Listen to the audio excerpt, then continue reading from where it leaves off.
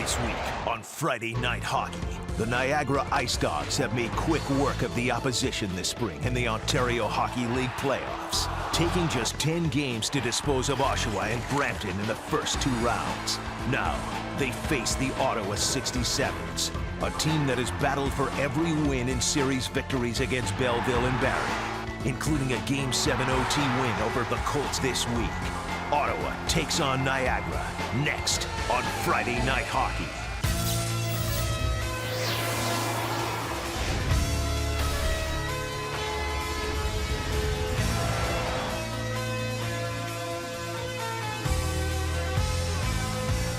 It's the top 2 teams in the OHL's Eastern Conference playing for the Bobby Orr Trophy. There we are outside the Gatorade Garden City Complex. Hey, you have car troubles. The Ottawa 67's had bus troubles. This is 5:48 Eastern, almost a full hour after they were supposed to arrive at the arena. Car troubles. There was a jam up on the highway. They got to the rink, lugged their bags in, and they are set to go. Meanwhile, in the Niagara room, Ryan Strome, Islanders first-round draft pick, Dougie Hamilton, first-rounder to Boston last year, Alex Friesen, Vancouver property, does it all, along with Strome leads the IceDogs with 17 points in these playoffs. Welcome to Friday Night Hockey. Jeff Marek alongside Damien Cox. And Damien, for the first time on Friday Night Hockey, we get a chance to watch the Niagara IceDogs. Some say they're coming out of the OHL. We'll be there in Shawinigan for the MasterCard Memorial Cup. The Ottawa 67's we've seen plenty of. Now, Niagara has rested for a week after sweeping Brampton, but the Ottawa 67's have done it the hard way, stretched 7 games against the Barrie Colts. And it's a good thing Niagara's on, so you can stop getting all those nasty emails you've been getting I've been getting a lot of them, yeah. Absolutely. And you know what? The natural assumption is Niagara's got all this talent. They're all rested. They're going to steamroll Ottawa. Don't be so sure. Now, they might. They're pretty good at home. But sometimes the team that hasn't been playing in this situation isn't quite as ready as the team that has had to battle to Game 7 like Ottawa has. Everything about this series says Niagara in a romp. The lineups, the talent, the season series, pretty much everything. But something tells me the Ottawa 67's, who have been grinding through these playoffs, using their size, being very opportunistic, aren't going to make it quite that easy on Niagara. And, you know, it's a home game for the Niagara IceDogs. And this is the smallest rink in the OHL. It's not the 200 by 85. This is the 190 by 85. It's about the size of this deck. It's a little bit bigger, maybe a little bit wider, Damien. And the thing about the Niagara IceDogs as well, they throw between 40 to 50 pucks at the opposition every single night. And that's what, you know, we used to see it in the old NHL days with Boston and Buffalo when they had those little rinks. That's what they do. They would buzz you early, throw a million pucks at the net, and before you knew it, you were behind. You didn't even know what day it was. So that'll be the approach. Now, Brampton was able to, at least in the early part of that season, slow Niagara down, but they couldn't do it over the long haul. Let's see whether Ottawa can over. Well, they'd love it to be a 7-game series. Nobody thinks it will be. You know, it's a good point about Brampton as well, because Stan Butler's squad, as we mentioned, between 40 to 50 pucks is what the IceDogs normally throw on net. Stan Butler's team chopped that in half. Right. I mean, they're only getting 20 to 30 pucks at the net against the Brampton Battalion. And the thing was that Brampton, I mean, bless their heart and bless their effort, did not have the finishers that the Ottawa 67's have. And we know from past experience, when Shane Prince gets on Friday Night Hockey, goals start to happen. Goals indeed, and there are plenty of them coming from the Ottawa 67's. You mentioned Shane Prince, and you think of Tyler Toffoli, 50-goal man, pick of the Los Angeles Kings. For more on tonight's game, let's go back to the rink. RJ Broadhead standing by with Sam Cosentino. Well, thanks very much, Jeff. And this is a series a lot of people expect it to be the Eastern Conference Final, the top seed against the second seed. And what makes Niagara so tough, Sam, is you can shut down one line. But you can't shut down 3 lines, and they can bring 3 scoring lines at you. And that's why they led the Ontario Hockey League in goals scored with 291 this year. The depth is unbelievable for Marty Williamson's hockey club. It starts with Vancouver prospect Alex Friesen, is a great face-off guy as well. 5th overall pick in last year's draft to the Islanders. Ryan Strome. You have David Pecan, who came over from college midway through last year. And then you have a continuation of a fine offense. Freddie Hamilton, who's so underrated. And finish it off with the overager of the year in the Ontario Hockey League, Andrew Agozzino. The depth up and down this lineup doesn't even include the guys who can score from the back end. When you add Dougie Hamilton to the mix, who led all Ontario Hockey League defensemen in scoring with 72 points, it comes from everywhere on this hockey club. Well, there's no question the IceDogs are deep. 12 drafted players, 5 of them in the first round. Ottawa has some star players too. No first rounders, maybe a couple potential first rounders in the upcoming drafts. But when you look at Ottawa, some are dubbing this series the Ice Dogs against the underdogs. Now, Ottawa is, as a second seed, is maybe too good to be called an underdog, but they're finding a way to get victories in some tough series. Yeah, they sure are. And you know what? I think this adversity is really going to serve them well.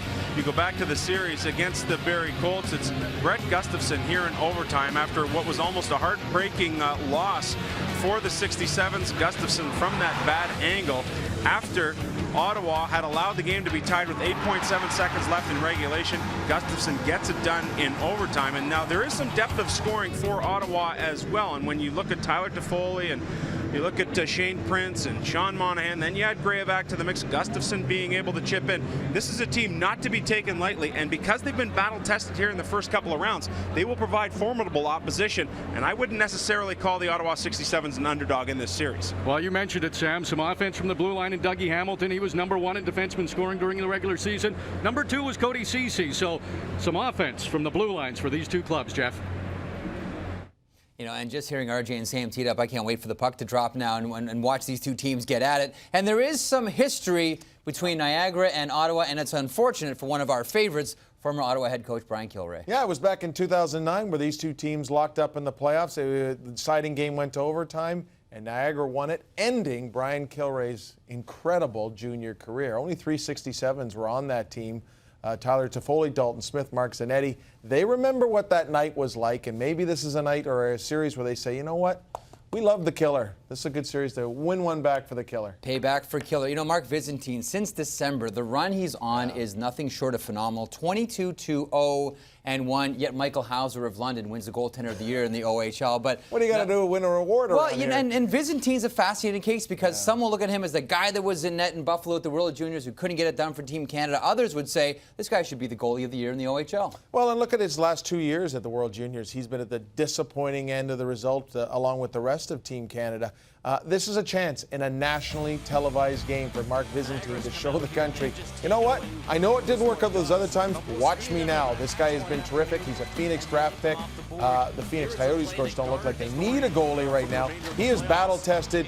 He is kind of unfair, really, that Niagara has this guy because they're a strong defensive team, a strong offensive team. Hauser, they got a great goalie as well. Well, you know. And they have great shutdown defensemen. They have big boys back there in Jamie Alexiak and Brock Bukaboom. You mentioned Dougie Hamilton as well. It really is in a lot of ways for Niagara, and here we are, you know, pumping them up like the 1977 Montreal Canadiens. But it's an embarrassment of riches for Marty Williamson's squad. 3 lines that can score, shutdown D, and an outstanding goaltender. And of course, London has been the #1 team in both the Ontario Hockey League and the CHL for much of the year, at any rate. Niagara's year was kind of funny. They had some suspensions. They had time when they were missing players of the World Juniors, where their road was a little bumpy. So maybe their record doesn't necessarily reflect what a powerhouse they are. A lot of guys stayed in camps. Ryan Strome early in the season. You mentioned the suspensions. Kuhnackel dinged for the hit. Dougie Hamilton with 10 guys at the juniors. But when Marty Williamson got his team back, look out, they started to roll. Fan fest outside the rink. This young man's getting all set for his Ice Dogs taking on the 67's. Friday Night Hockey on Sportsnet. Brought to you by MasterCard. For everything you need to compete this season, there's MasterCard. By Old Dutch, the official chip of the CHL. With Old Dutch, quality lives here. And by Cal Tire, brands you can't find anywhere else. Cal Tire, true service. Other games around the CHL this evening, only Kitchener and London not in action. Rimouski faces off against the Halifax Mooseheads. What a story Nathan McKinnon has been. Chicoutimi faces off against the powerhouse St. John's Sea Dogs. Moose Jaw welcomes back Riley Morgan. They face off against Edmonton, who've won 19 straight. And Portland and Tri-City face off in the Western Conference Final in the Western Hockey League. Meanwhile, about last night, Western Conference Finals Game 1, Kitchener Rangers, London Knights. Kitchener went 4-1-0-1 against London during the regular season. Does that mean much in the playoffs? Not really. First period, Rangers on the power play. Michael Catanacci gets it to Tobias Reeder, wrists it past Michael Hauser. It's 1-0 Kitchener. We'll stay in the second, still 1-0. Cody Saul cops it up. Max Domi unwraps the gift. We're all tied up at 1. Celebrate Max. Less than 2 minutes later, Ryan Murphy denied by Hauser, but who's there? Ben Thompson to put home the rebound. Kitchener is back out in charge. It's 2-1. Third period now. London down 2-1. Andreas Athanasiou with the shot. Max Domi tips it past John Gibson. The Knights tie it at 2. Domi's second goal of the postseason. This one would need overtime. And in the extra frame, Seth Griffith, top scorer for the Knights during the regular season, gets it to Tyler Ferry. His wrist shot just out of reach for Gibson. London takes game 1 3-2, a scant 24 hours after the Kitchener Rangers defeated and eliminated the Plymouth Whalers, so you could understand how Kitchener might be a little tired for that one. Yeah, and I mean, what a goaltending battle in that one between John Gibson and Michael Hauser, just like we're going to have in this series, I think, between Ottawa and Niagara. I mean, it was a terrific matchup between them. John Gibson's going to have to play his brains out in that series.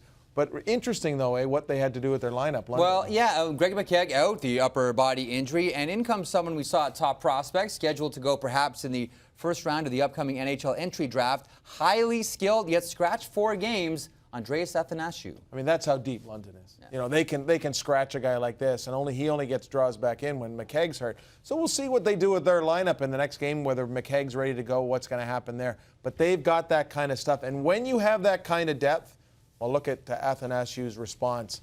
Played very well, picked up a point, and really made a difference for London in that one. So, I mean, that is the depth of the London Knights, and that is a big, big problem for the Kitchener Rangers to contend with. You know, the Halifax Mooseheads, next season, they can't be alive still, are they? Are still alive. They're still believe alive, and it is so rare that you come back being down 3-0, but they did that against Patrick Roy and the Quebec Ramparts. Silent in that series, Mikhail Grigorenko. It happens so seldom teams come back after trailing 3-0 at the Canadian Major Junior Hockey League level, but the Halifax Mooseheads, led by Nathan McKinnon, did that very thing. And Damien, many people sort of position this matchup as Nathan McKinnon, projected first overall draft pick next year, versus Mikhail Grigorenko, who's projected top 3 this season. And those are sometimes funny. I mean, I remember way back, Mario Lemieux in the Memorial Cup did not have a big Memorial Cup, and people said, see, you know what?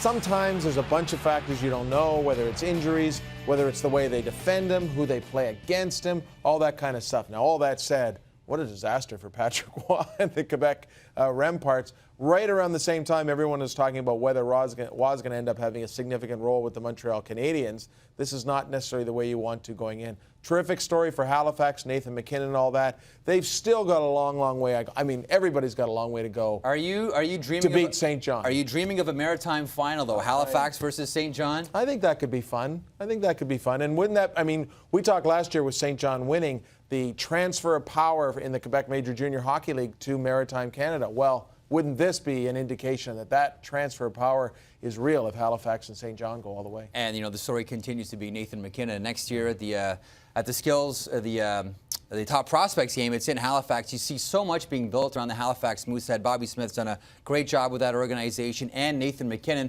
It's almost as if this is the beginning of the coming out party for Nathan McKinnon, really starting to become a household name. And there's other guys on that team, you know, that are going to get an opportunity to use this profile to show themselves, to show it's not just about Nathan McKinnon. But it really helps, I think, with a team like Halifax. When you have a guy like that you can rally around, a star in waiting that everyone's talking about. You know, sometimes, as we saw with the Grigorenko, it doesn't work. But with McKinnon, it's creating an energy within that Halifax team that allowed them to pull off an unforgettable comeback. You know, I think on one of the editions of Friday Night Hockey, you referred to this as the Mike Ricci phenomenon, where you overanalyze a player. Well, that's just it. I mean, and it happened with Sidney Crosby. It happened with John Tavares. Could we perhaps, somewhere down the road, leading into next year's draft, be guilty of maybe picking apart this kid's game too much? I think so. I think the one difference is that Nathan McKinnon, not only does he have skill and speed, he has size. And with Crosby, there are always those who are looking, this guy's not that big. Ricci didn't have the foot speed. I'm not sure there's that one area that they're going to be able to pinpoint about Nathan McKinnon and say,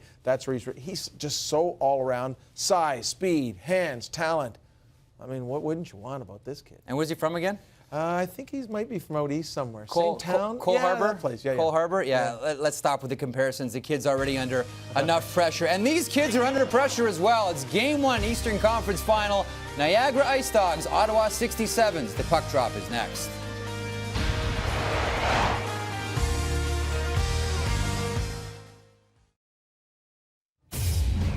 News and notes around the CHL, like the Moose Jaw Warriors, blue line needs another one. Morgan Riley returns for the Eastern Conference Final against Edmonton. Riley's appeared in 18 games for the Warriors, 18 points, 3 goals, 15 assists. Michael Hauser, we mentioned, of the London Knights, 2012 recipient of the OHL's Goalie of the Year. And Quebec-Halifax series set a Quebec Major Junior Hockey League playoff record. Most spectators in one series, 75,013. Let's go to the rink. Rob Faulds standing by with San Jose prospect Freddie Hamilton.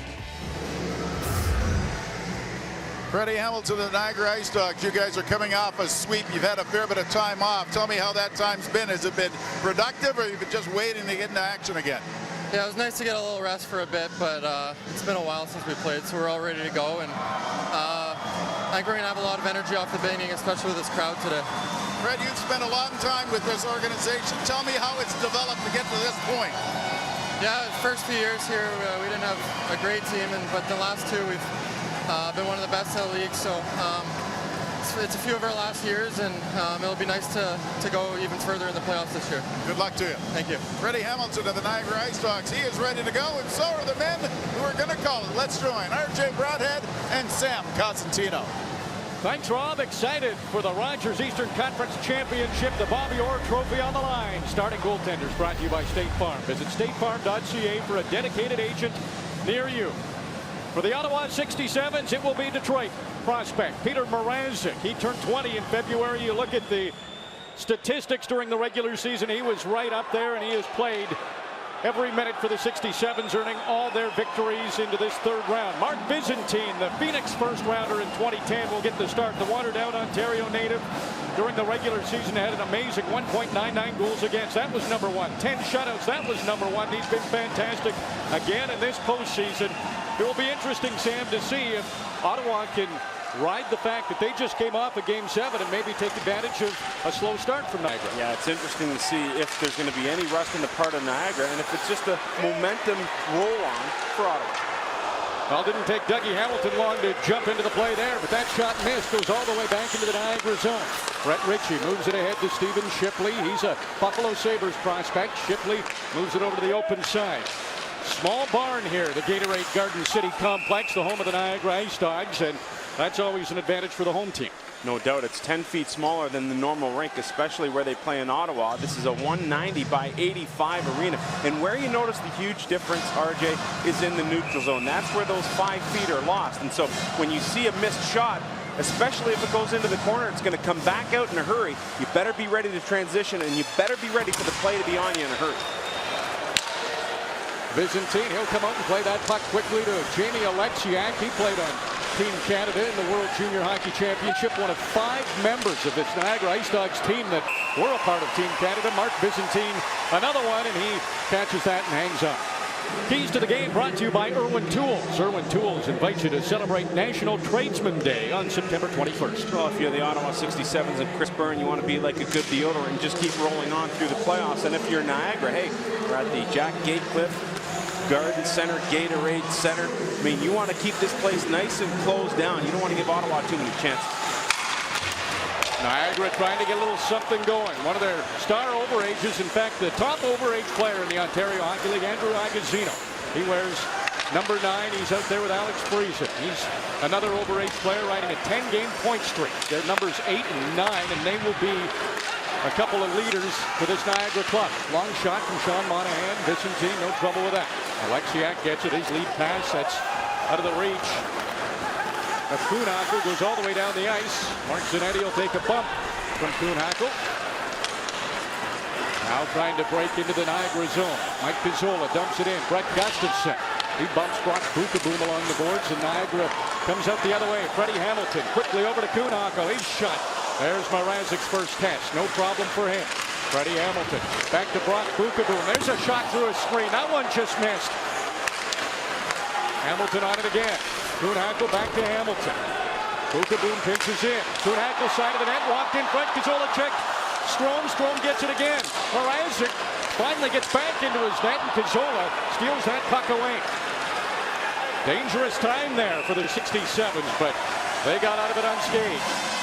Yeah, good athletic reaction from Peter Mrazek. And you have to be here in this small building because the play is on you so quickly and because rebounds and lively boards will give second and third chance opportunities. And you see the Niagara IceDogs going to work. And look at how athletic Mrazek is. Shuffling across, he's like he's pulled out of the play, but Ryan Strome wanted to bank it off him. He didn't. Gets it out to Freddie Hamilton, who had his stick lifted before Ottawa was able to break out of the zone. But a nice athletic start and some good touches early on for Peter Mrazek. Shane Prince, and it's just offside as Stephen James couldn't stretch out far enough. And yes, these two teams do play in the same conference here, and so the adjustment to the smaller rink shouldn't be too huge. Marty Williamson here in his second season with the Niagara IceDogs, formerly coach of the Barrie Colts, took his team to the championship a couple of years ago against the Windsor Spitfires, had a disappointing sweep in that series, and is looking to avenge that here in a much deeper playoff run with the Niagara IceDogs this season.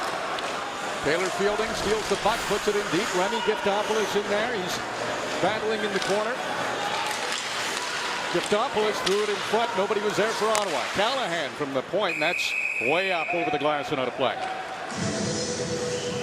You look at this big back end. Ryan Callahan back there along with Cody Ceci, and Chris Byrne has done a marvelous job with this hockey club. And what's been so important, I think, for the 67's early on is that they were tested against a very good goalie in Malcolm Subban in the Belleville series, and tested again last series, 7 games, needing overtime to win it against the Barrie Colts. Brett Ritchie, Dallas draft pick. He comes in, his low shot, misses the short side. Jake Cardwell, he got some cheers when he was introduced, even though he plays for the 67's, a native Niagara Falls, so he'll have some friends and family here. Bouncing puck, Prince spotted it, couldn't get far. Brett Ritchie the other way, comes down that right wing side.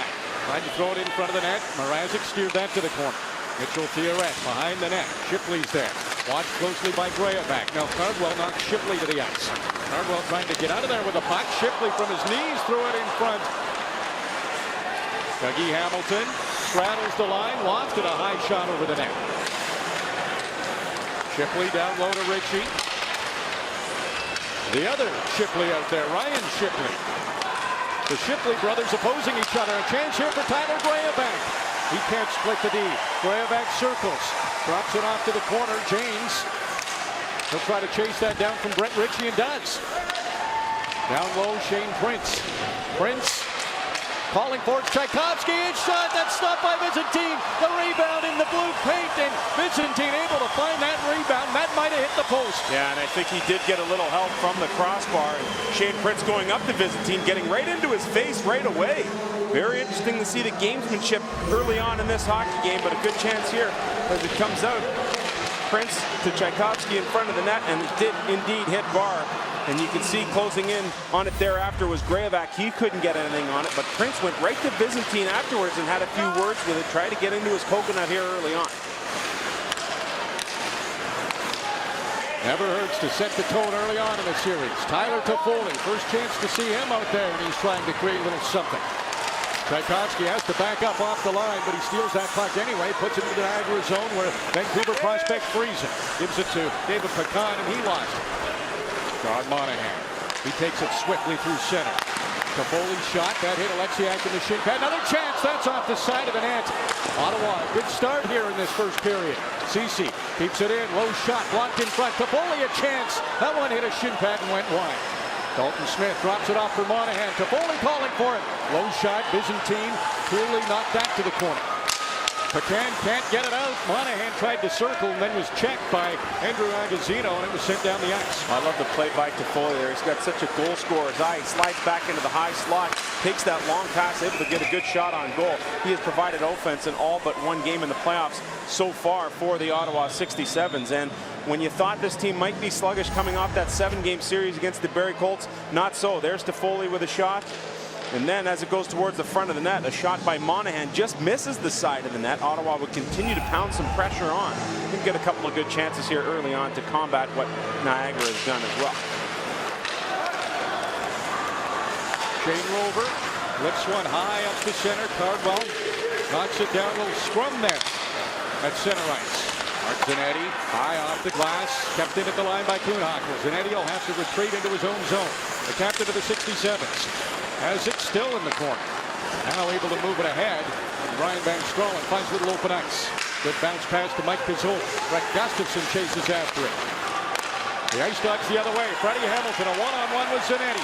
Catching up to the play. Strome, Hamilton. He can't get a shot away. He was checked by Cardwell. In fact, his stick broke. Yeah, good job. Stick on stick by Cardwell. Came down hard on it. Took that chance away. Van Stralen, end of a shift. He'll dump that in. Head to the bench. Luke Mercer in his draft here. 17-year-old defenseman drops it off for Dougie Hamilton. There's a pass. Hits Miles Doan in full flight. He lofts one toward the front of the net. Blocked aside by Mrazek. Cody Ceci trying to gather in that loose puck. Callahan comes in to help out. Both on 67's defenseman in that corner. Carter Verhaeghe gets it back to Dougie Hamilton. That's off the stick of Giftopoulos. Goes to the corner. Circling out of the corner, Doan. He loses the puck. That allows Pizzola to flip it to Seth. Luke Mercer moves it ahead. Verhaeghe can't get to it. Now quickly going the other way, Trevor Peterson. Peterson just eludes a check, gets that puck deep. CC to Giftopoulos. All he can do is put it down the ice. Tried to put it on goal, he will miss, and an icing against the Ottawa 67's. Still looking for our first goal on Friday Night Hockey. Behind the Niagara bench with IceDogs coach and general manager Marty Williamson. Marty, you said to us before the game, you wondered whether or not your team was going to be able to get that playoff desperation mode. What's your feeling right now? Well, it's a little bit of a frenzy right out there right now. We haven't quite got up to speed, and we got to settle a little bit, but we'll be fine. What are you trying to do most of all? Is it counter their speed or apply your own? Well, we always want to apply our own. We want to put pressure on the puck, but you got to respect those guys. Thanks, Coach. Thank you. Marty Williamson, the head coach and general manager, has had a couple of key assistant coaches here. Mike Van Ryn last year, and this year it's Billy Burke to Marty Williamson's right, and Jason Brooks, a former head coach and general manager with the Guelph Storm. To me, a really key hire, a guy who knows the league extremely well, and with all that experience, able to help out. Oh, in front of the net, what a chance for Theoret. Gets another shot. Mrazek was looking for it, and it trickled back behind the net. Niagara, they're starting to buzz now. Mitchell Theoret, his cross-ice pass. Gets the return feed, a deflected puck stopped by Mrazek. Prince tries to get it off the glass, and now Dougie Hamilton keeps it in. A hard snapshot, hit the blocker of Mrazek. Circling the net, Brent Ritchie. He's trying to find somebody open. This is 5-on-5 hockey, a lot of pressure from the Niagara IceDogs. Low shot, that doesn't get to the net. Mark Zanetti chases after it. James tips it, can't get it past Mercer. He'll keep that puck in. Zanetti picks it off, and now a chance to clear for the 67's. They don't get it deep. Going the other way. Shipley. His shot. That's gloved by Mrazek, and there's no doubt he'll hang on to that. Now the Niagara IceDogs showing some of that depth and starting to buzz. Mitchell Theoret, you know, if you went up and down the lineup, he might be one of the later guys in the list you'd pick to do some damage. But here, this line does some fine work. You have Shipley to Theoret in front of the net. Good opportunity again. Mrazek, not only was he athletic, but gets a little luck on his side as well to make the stop. And these Niagara IceDogs now starting to shake off some of that rust after what was about a week-long layoff. They've now outshot Ottawa 6-3. Just moments ago, it was a 3-1 deficit, so they're pouring it on. Cody Ceci with a shot, a rebound chance for Monahan. He's had a couple of chances. Byzantine stopped him again. Tchaikovsky, low shot, that's deflected. Right pad save, Byzantine. He looks quick in that. Dalton Smith lofts one through the slot area. Cody Ceci, that's off a shin pad and out. The team's exchanging chances. Jesse Graham, he jumps up into the play. It's offside, he'll have to back off. That gives Cody Ceci a little bit of time. Ceci's elevated to 6th in the final rankings in NHL Central Scouting. And rightfully so. Guy doesn't make a mistake. He's dynamite. Graham gets it ahead to Friesen. He's at the end of a shift. Dumps it in. Lets Kuhnhackl chase after it against Shipley down there. And Mark Zanetti comes up with it. Stephen James hustles through center. Dalton Smith, Columbus Blue Jackets property. He's in the corner against Mercer. Smith, a big body, tough to handle, so Mercer skates away from him. Already a line adjustment there made by Chris Burns. He goes back to that big line, putting Smith out there with Graveback and James. Freddie Hamilton spotted Kuhnhackl going in. He couldn't handle it off his skate, and James knocked Kuhnhackl to the ice. Dougie Hamilton Always moving out there, kept that puck in. Did he do it again? No, that one just came out. He almost did keep it in with his skate. And the fans here will let you know, one of the most educated groups of fans in all the entire Canadian Hockey League. Mark Byzantine trying to out-battle Peter Mrazek, and he has to be sharp here. A couple of good saves on Sean Monahan. The second was fantastic as he slid across and had Monahan off of the blocker save first of all, and that second blocker save off Monahan even tougher. Two great saves by Byzantine. Miles Dolan forwards that puck. Gets it past Callahan, still has it for Hagee. That shot stopped by Mrazek. Boom. He'll keep that puck deep, take a bump from Gustafsson. Callahan wraps it around. Verhaeghe snipped that out, put it in the slot. Peterson had some time, and that evaporated quick. He never got a shot away. Ryan Van Stralen. He comes in from a sharp angle. That missed the net. It'll be kept in, though, by Cardwell. Now Gustafsson goes to the front of the net. Now Gustafsson has it behind the net. That pass gets by everybody and outside the line. Cardwell fires it right back in. Byzantine's out to glove it and drop it off for Brott Bookaboo, Tampa Bay Lightning prospect. Rovers lead pass. That's right to Ritchie. He gets it to Theoret. Going to the front of the net, Shipley. Ritchie in the corner. He's a big body, tough to handle. Cecil trying to stay close to Ritchie. So strong on that puck. Graham. Over to Alexiak, a great job to keep that puck in. Theoret, down low to Shipley. Shipley comes out of the corner. Foley takes it from him. Monahan tried to get it to Dalton Smith. Tchaikovsky coming into the play, moved that puck in. Jamie Alexiak, 6'7". Lead pass to Ritchie. Theoret. Faulds as he tried to create a little something. He was against 5 67's. David Paquin, lead pass to Aguzino. That was sniffed out by Mikhail Tchaikovsky, and he knocks that one into the Niagara bench. Chances on both sides, still 0-0.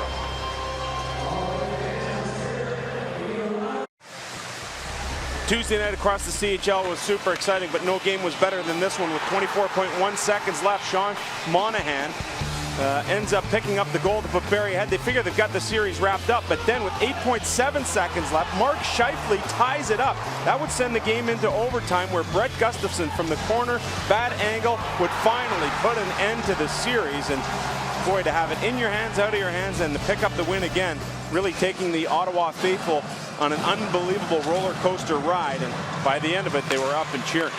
Gustafsson, the rookie, had 8 goals during the regular season, none of them game winners, so to get that OT Game 7 winner was huge for him. James, that shot, it's off Dougie Hamilton's skate, flinches for a minute. That one was tipped by Grayevac. Byzantine couldn't fool him. He's able to stop it in our first little skirmish of this Eastern Conference Championship Series. Let's go to Rob Faulds. Boys, I don't want you to get too comfortable this weekend. We're putting you right back to work for a special edition of Friday Night Hockey, the OHL Western Conference Final. Game number 2, London against Kitchener. London won game 1 in overtime. What a game that was. Sunday, 7 Eastern, 4 Pacific on Sportsnet East, Ontario, West, and Pacific. So rest your vocal cords tomorrow. Going to be lots of fun. Two teams that just do not like each other. They have a ton of respect for one another, but they simply do not like each other. And Kitchener able to continue on a fine roll after beating out Plymouth in Game 7 of their series. Rangers goaltender John Gibson, an Anaheim prospect, he was terrific in Game 1. But the London Knights, they got that OT winner from Tyler Ferry to win on home ice. Game 2 will be in Kitchener. This series, first 2 will be played the home of the Niagara IceDogs. David Paquin, he has 2 game winners in the postseason. That leads the IceDogs. There's Brett Gustafsson, the hero in Game 7. He gets his pocket picked by Paquin. Rover jumps into the play, drops it off for Aguzino. Into the slot area, Friesen riding a 10-game point streak. That was off the skate and went right to Mrazek, and he was able to hang on. Top Scorers brought to you by Prestone. Visit www.prestone.com to enter Prestone's Skate with a Hockey Star contest. A couple of Kitchener Rangers leading the way, and Tobias Reeder and Michael Catanacci have combined for almost 50 points now. Brandon Saad, his team is out and not playing, but what a dynamite playoff run he had. He moved down the list. Tyler Foley in points with all but 1 game. Alexiak fans on it. Dalton Smith coming in. Smith takes the shot. Head to Foley with him. Got another crack at it. Byzantine stopped that too. Ryan Strome quickly the other way. Strome has 6 assists in his last 2 games. Freddie Hamilton kind of handcuffed there, directed it on net, and Mrazek stopped it. Well, a great job here by Dalton Smith, who's been elevated to this top line. And, you know, Chris Byrne has moved him around a little bit, but has rewarded him playing them with Foley and Monahan here. Able to strip that puck, tries to go short side, but Byzantine has been really sharp. And can you imagine an 8-day layoff for a guy like Byzantine and hasn't missed a beat? Cardwell knocks Freddie Hamilton out of the way, tries to pick up the puck. Problem was Ryan Strome was right there. Now Freddie. Here's behind the net. Mark Zanetti has a rare luxury of a couple of seconds with the puck before a Niagara IceDog closes on. Jesse Graham moves it out to center. Tyler to Foley. He's watched by Alexiak. Just rolls it in. Graham rifles one over to Kuhnhackl. Now Ryan Strome. Freddie Hamilton comes in. Strome. Graham jumps into the play. Another chance here for Dalton Smith. Drops it off for Toffoli. He's got the good shot. Lets it go. Byzantine stopped it. Didn't hang on to it though. Smith sees Toffoli in front of the net, but he's got Theoret tying him up.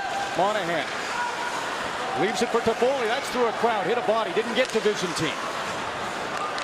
Strome ahead to Brett Ritchie. Ritchie with some speed. Just lost the handle as he tried to go wide on Callahan. Ritchie still with the puck against 2 67's. He's a big body to deal with. Monahan, he comes the other way. He's got Giftopoulos, so moves it into the corner. Lets Remy Giftopoulos chase after it. Theoret, property of the Islanders, moves it ahead to Ritchie. That went under his stick. It won't be icing.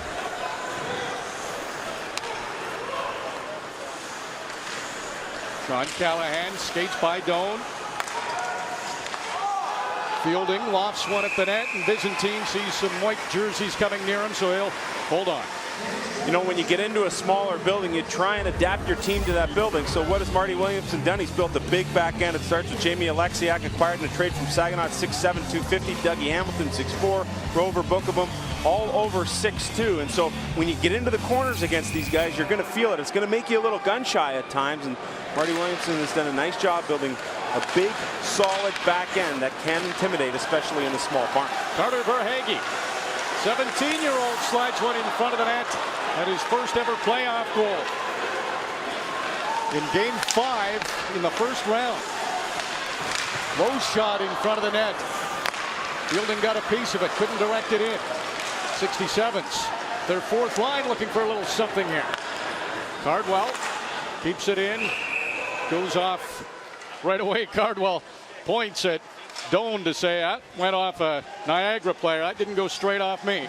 Well, this guy has done a great job solidifying the back end for Chris Byrne. I mean, Jake Cardwell, one of those guys who really flies under the radar. When you talk about Mark Zanetti and Cody, Ceci, and Sean Monahan, Tyler Toffoli, Jake Cardwell is really the glue on the defensive side for Ottawa. David Pecan spins, waits for a little help. Andrew Agozzino tried to move it ahead. Cody Ceci's lead pass, and Dougie Hamilton with that great reach redirects that pass, and it's out of play. The 67's and IceDogs still 0-0. Because of a hockey tournament going on in St. Catharines, there was no hotels to be found. So the Ottawa 67's decided to stay in Mississauga and drive down. So the bus left Mississauga at 10-4, thinking they'd be here by 5 o'clock. Well, traffic, of course, on the Queen Elizabeth can be a little dicey on a Friday. They didn't roll in until 10-6. They had enough time to watch the movie 300. You know, the ones where the Spartans face the Persians? Now, one side got eliminated, but I'm not sure. But I want to tell you one other thing to show you how things are going. The Ottawa 67's bus couldn't find a place to park. Where they did get parked, they got a ticket. So to be nice, I'm going to take the ticket off and put it on your car, Sam, because we might as well be friendly. That's all right. The bosses are here. That one will be in the expense account. No questions. I'll take that one for you, Chris. That's gamesmanship for sure, giving the bus a ticket. Yeah. You're either on it or you're under it. And in this case, Ottawa under. Cody Ceci has to be careful there. Here come the IceDogs. Friesen, and it's poked away from him. You want to talk big defensemen? Tchaikovsky's one of them. Another big save by Mrazek, and then the clearing pass by Ceci. Went off Dougie Hamilton, and Mrazek had to be alert there. Magazino has it taken away by Tchaikovsky. Ottawa calming things down. Jane Prince, the Ottawa Senators draft pick. Senators are having a fine playoffs. It's been good in the postseason for Ottawa teams. Grayovac, stick handling around a couple of IceDogs. Dragging the puck along the boards. He's got Prince there with him. Looking for a loose puck. Prince digs it out. Moves it back to Cardwell. That one's knocked back to the corner by Byzantine. Mercer to the line, and that one just came out as the linesman was in a good spot to see it. Well, Niagara, on most times and in most rushes, get more than one chance. And here, this is an occasion where they get a couple of them. Friesen has it taken away by Tchaikovsky, but he doesn't give up on the play. Good save by Mrazek there. Another shot on goal by Dougie Hamilton, pinching down, and another good stop by the athletic Peter Mrazek. Jesse Graham, one of those players. Every team has a guy in warm-ups who never stops skating, stick handling, has a puck. Jesse Graham, the 17-year-old defenseman, one of those guys. For Foley, his shot off the stick of Jamie Alexiak, and that's a big stick that can get in the way of a lot of shots. Yeah, and he gets to play with his little brother, Jesse Graham. And you know what? Marty Williamson told us last year that getting beat out by Mississauga in the third round really helped guys like Luke Mercer and this guy, Jesse Graham. You see he's ranked now by National Hockey League Central Scouting because he's got the good boots, and he has really benefited from that experience last year, has come back and has taken a lead role in Niagara's top four this season. Dalton Smith having some words, might have been with Jamie Alexiak. Some speed for Kuhnhackl trying to go wide. Cardwell recovers and Toffoli takes the puck away. Tyler Toffoli led the 67's in scoring in the first round. Led them in scoring in the second round. Now with 16 points in 13 games. Just one time in this postseason he's been held off the score sheet. And that one from Cardwell seen all the way by Byzantine. Tyler Toffoli has just been brilliant all season long. Back-to-back 50-goal seasons for the LA Kings prospect. And here's a guy that you thought, well, maybe this is going to be the last run through his major junior hockey career, and how inspired would he be? But he has been unbelievable. He has been just fantastic all playoffs long for the Ottawa 67's. I've been impressed by his will, his determination, and his overall game improvement. Rover moves it along the boards to Theoret. Brett Ritchie, he's had a little jump to his step. Cuts to the front of the net and just missed. Brock Bukaboom, he comes flying in to keep the puck in. Shipley's shot, that's directed to the corner. Right away, Ritchie's on it. Shipley trying to tie him up. Ritchie, low shot, that one missed. Gustafson gets to it, off the boards. Bukaboom had backed off as Cazzola was there. A bounce pass finds Van Stralen. Front of the net, Bukaboom knocks that away. Brock Bukaboom had the only goal from a Niagara IceDogs defenseman in that second round. Second round didn't last long. They were able to sweep the Brampton Battalion. But that series was a little tougher for Niagara than what the sweep would lead on to be. Now, Brampton plays a real tough defensive game, fogs up the neutral zone. Byzantine again. Sharp is the wraparound try. He had no trouble with it and hung on. Mark Byzantine extremely sharp in the early going for the Niagara IceDogs, and he's been the guy who's been put to the test here early on.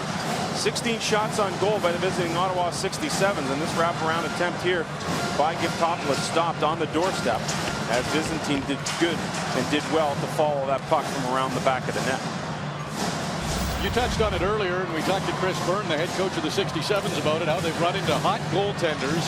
Round one against Belleville, Malcolm Subban, Matthias Niederberger was great in round two for Belleville, for Barrie rather, and then Byzantine early on in this one looks fantastic. Yeah, tough goal, and we talked about Byzantine playing for the World Juniors, as did Jamie Alexiak, and you know, everyone looking up and down this Niagara lineup, figuring they would be the beast of the East, and to this point in the playoffs, they have been just that. A credit to Peter Mrazek, the 67's goaltender. They've won 2 rounds despite facing good goaltending, so he's no slouch either. He's been really good when he's had to be good. I mean, he struggled early on in the Belleville series and then really started to pick his game up, and he's been steady Eddie ever since. Dougie Hamilton. His lead pass, Pecan can't come up with it. Zanetti does a Behind the back switch with his stick. Pecan, his shot just missed. James, he's scored in 2 straight games. Mercer, he's content to keep that puck deep.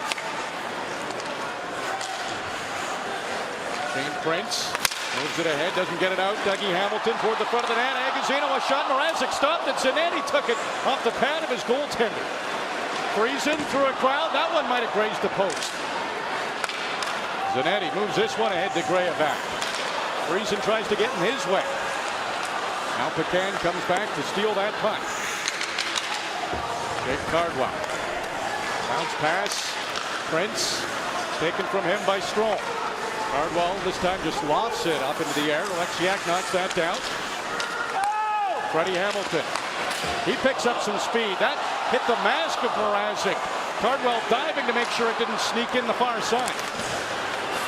What a hot shot from Freddie Hamilton. Now to Foley a chance. Monahan going to the front of the net. The saucer pass. That's blocked by a sliding Jesse Graham. Strome the other way. Back and forth we go. Graham's jumped into the play now. His backhand pass stolen by Dalton Smith. The lead pass for Toffoli. It's open right up. Toffoli has it knocked off his stick by Rover. Graham tries to skate away from Dalton Smith. Smith closes on him. Graham stays with it, makes a good play up to Ryan Strome. Strome, the Islanders' first rounder, hits Penguins prospect Kuhnhackl, and he moves it down the ice, and that will be an icing against the IceDogs. Boy, I love how this game has opened up. Extremely exciting first period of play. Despite having no goals, the two teams have combined for 31 shots, and it's Andrew Agazino of the Niagara IceDogs who gets a golden opportunity.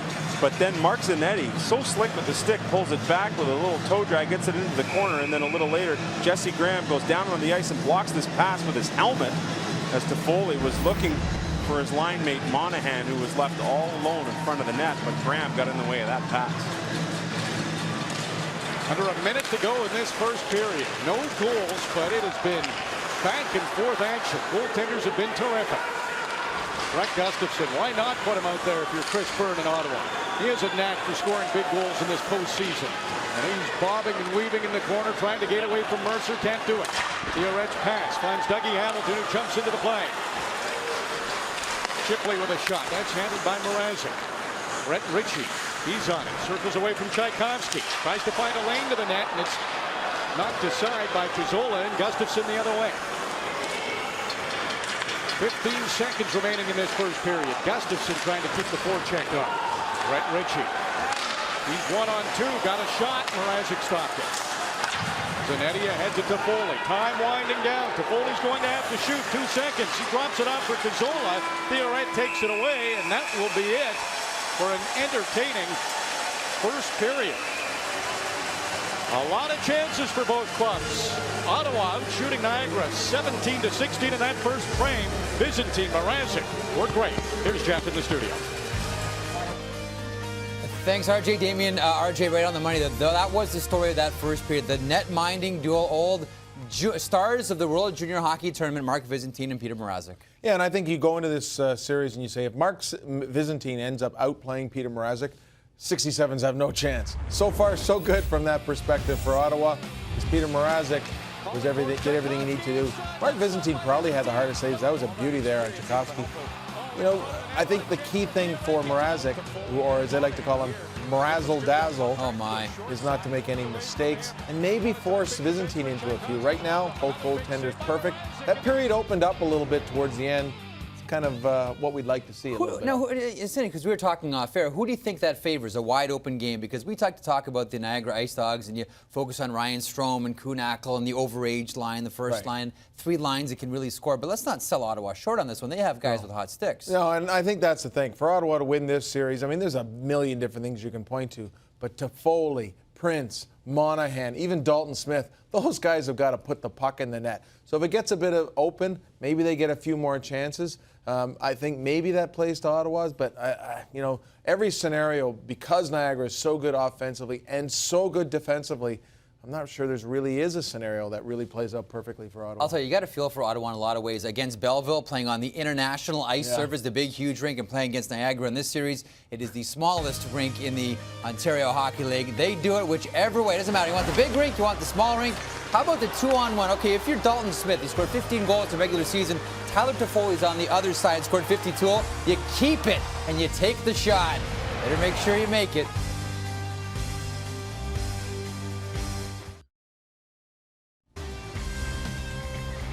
The Rookies Road to the MasterCard Memorial Cup, a 6-part series beginning April 12th.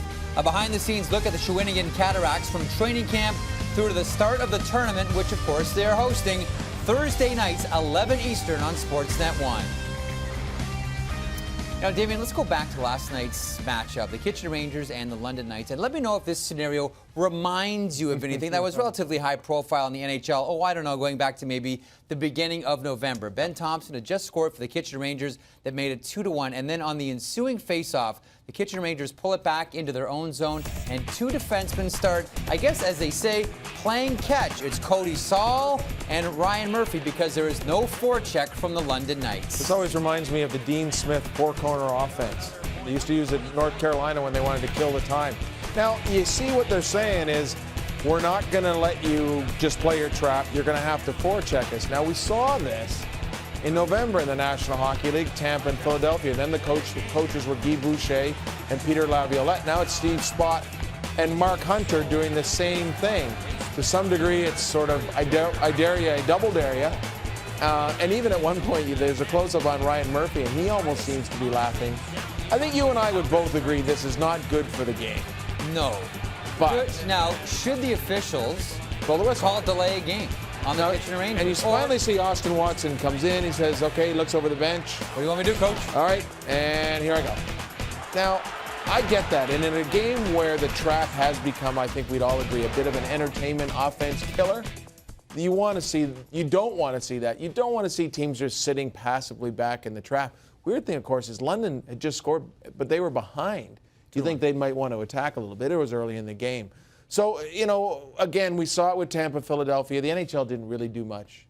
The NHL doesn't really do much about anything. They didn't like the optics. They didn't like the optics. I'm sure David Branch doesn't like the optics of that either. And it didn't happen again. And maybe David Branch goes in and says, guys, come on, let's play the game. And I think probably that's what happened. I doubt we see that again, but you never know. I mean, who's more at fault in that scenario? Yeah, who do you put the onus of blame on? The Kitchener Rangers for not forcing it and moving the puck out, or the London Knights for just laying back in the neutral zone? To me, it's London because, I mean, if your trap is so passive that there's not even a forechecker coming over the blue line, that to me is a crime against the game. And I understand Mark Hunter's a great coach. That's how you play, da-da-da-da-da-da. But I think that is, to me, that's where the fault lies. You have to at least send one guy in. Don't send two. I'm not saying you got to aggressively forecheck. Send one guy in and make a game of it. I think in that scenario, if they're just going to sit back in the neutral zone, Kitchener Rangers are, to some degree anyways, within their rights to say, fine, we'll just play catch until you want to play hockey. It's a weird highlight the show as we go into our next break by promoting our next game. It is the Kitchener Rangers and the London Knights. And Damien, I hope we don't see some of that. Come and watch them play catch. 7 o'clock Eastern, game 2, the Knights and the Kitchener Rangers. You think the ice is small in Niagara? That new rink can't come close enough. Damien, it's like our men's league, for crying out loud. Oh, excuse me, pardon me. It's a tight room. 67's don't mind. It's scoreless after 1. Second period on the way.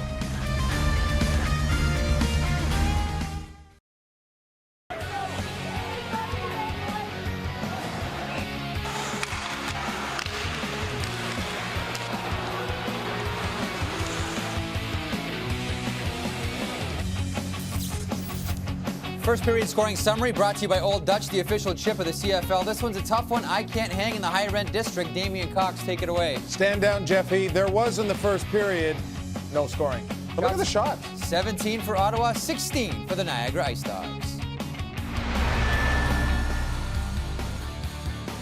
To have a peek around the rinks in the Quebec Major Junior Hockey League. Rimouski over Halifax, 4-1. That one in the third period. Peter Straka, 1 goal, 1 assist. Cameron Critchlow, who did all the damage against the Ramparts in Game 7, had the lone goal for Halifax. Huberdeau with an assist. St. John Chicoutimi, that one in the second intermission, deadlocked at 1. Mark Vizitine taking a breath after stopping 17 shots, working up a good lather as well. He's working hard. Second period's coming up next.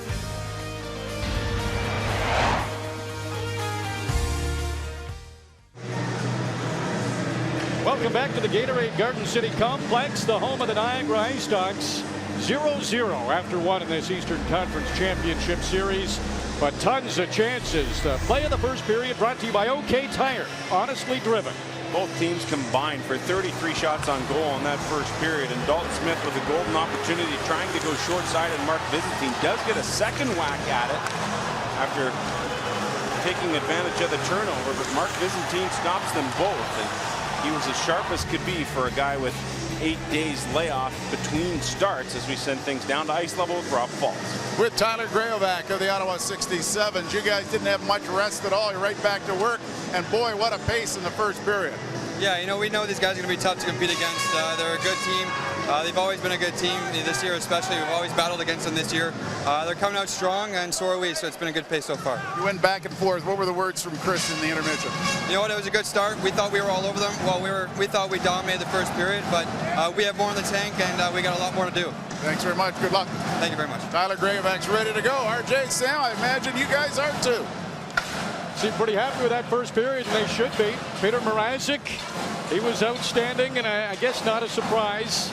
A couple of guys with World Junior experience. Mark Byzantine, calm after an 8-day layoff. He was excellent. Yeah, both goalies really sharp in that first period of play, and I'd say, you know, with Mrazek coming into this smaller building, a hostile environment, booed from the second they stepped on the ice. With a great performance in that first period, not to be outdone by this guy. I mean, ever since the World Juniors, his game has just taken off to a new level. And there's no doubt in short time he'll be a member of the National Hockey League team. Well, a great first period from a fan perspective. Tons of chances for both clubs. You'd have to think both coaches wanting to tighten things up a little bit. Mitchell Theoret over the line. Low shot, an early shot for Niagara. Mrazek still sharp, handled that. Bouncing puck. Shipley couldn't get it to settle down. Now he does. That's off the skate of Cardwell. Theoret through the blue paint. Ritchie was hovering around there.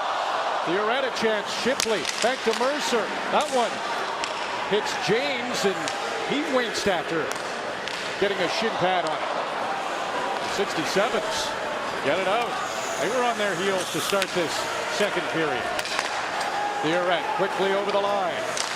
Shipley just dumps it deep, takes a big bounce off the boards, actually got on goal. Mrazek had to stop it. Yeah, and a design play. They use that at times, the Niagara team does, being able to bounce it off the boards right beside the net. Well, it happened in the other end, too. Byzantine was ready for it.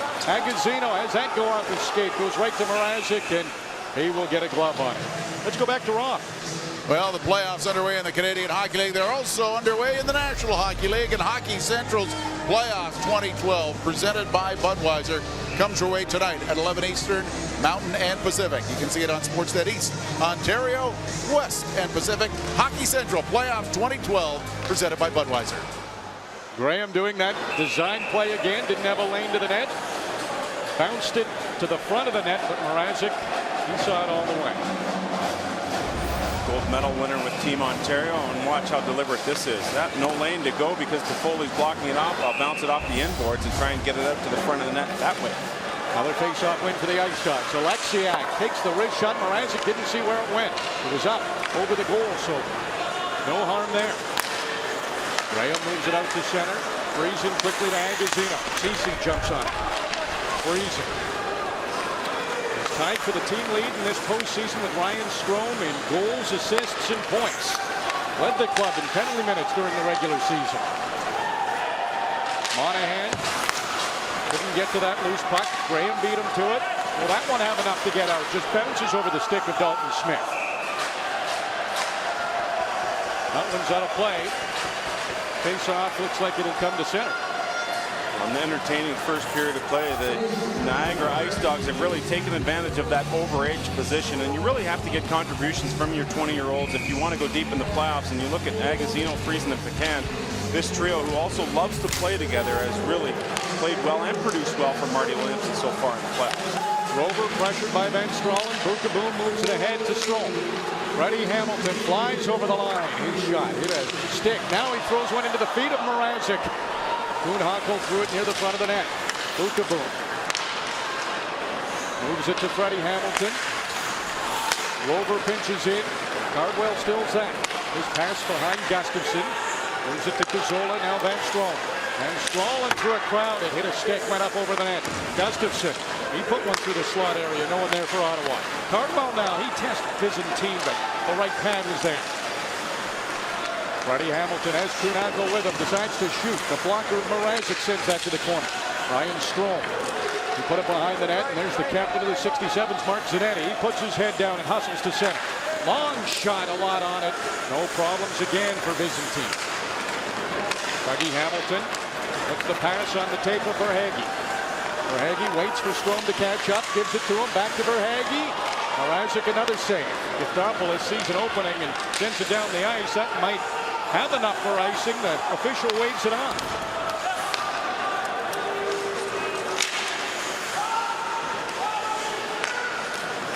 Verhaeghe moves it to center. Foley is on that right away.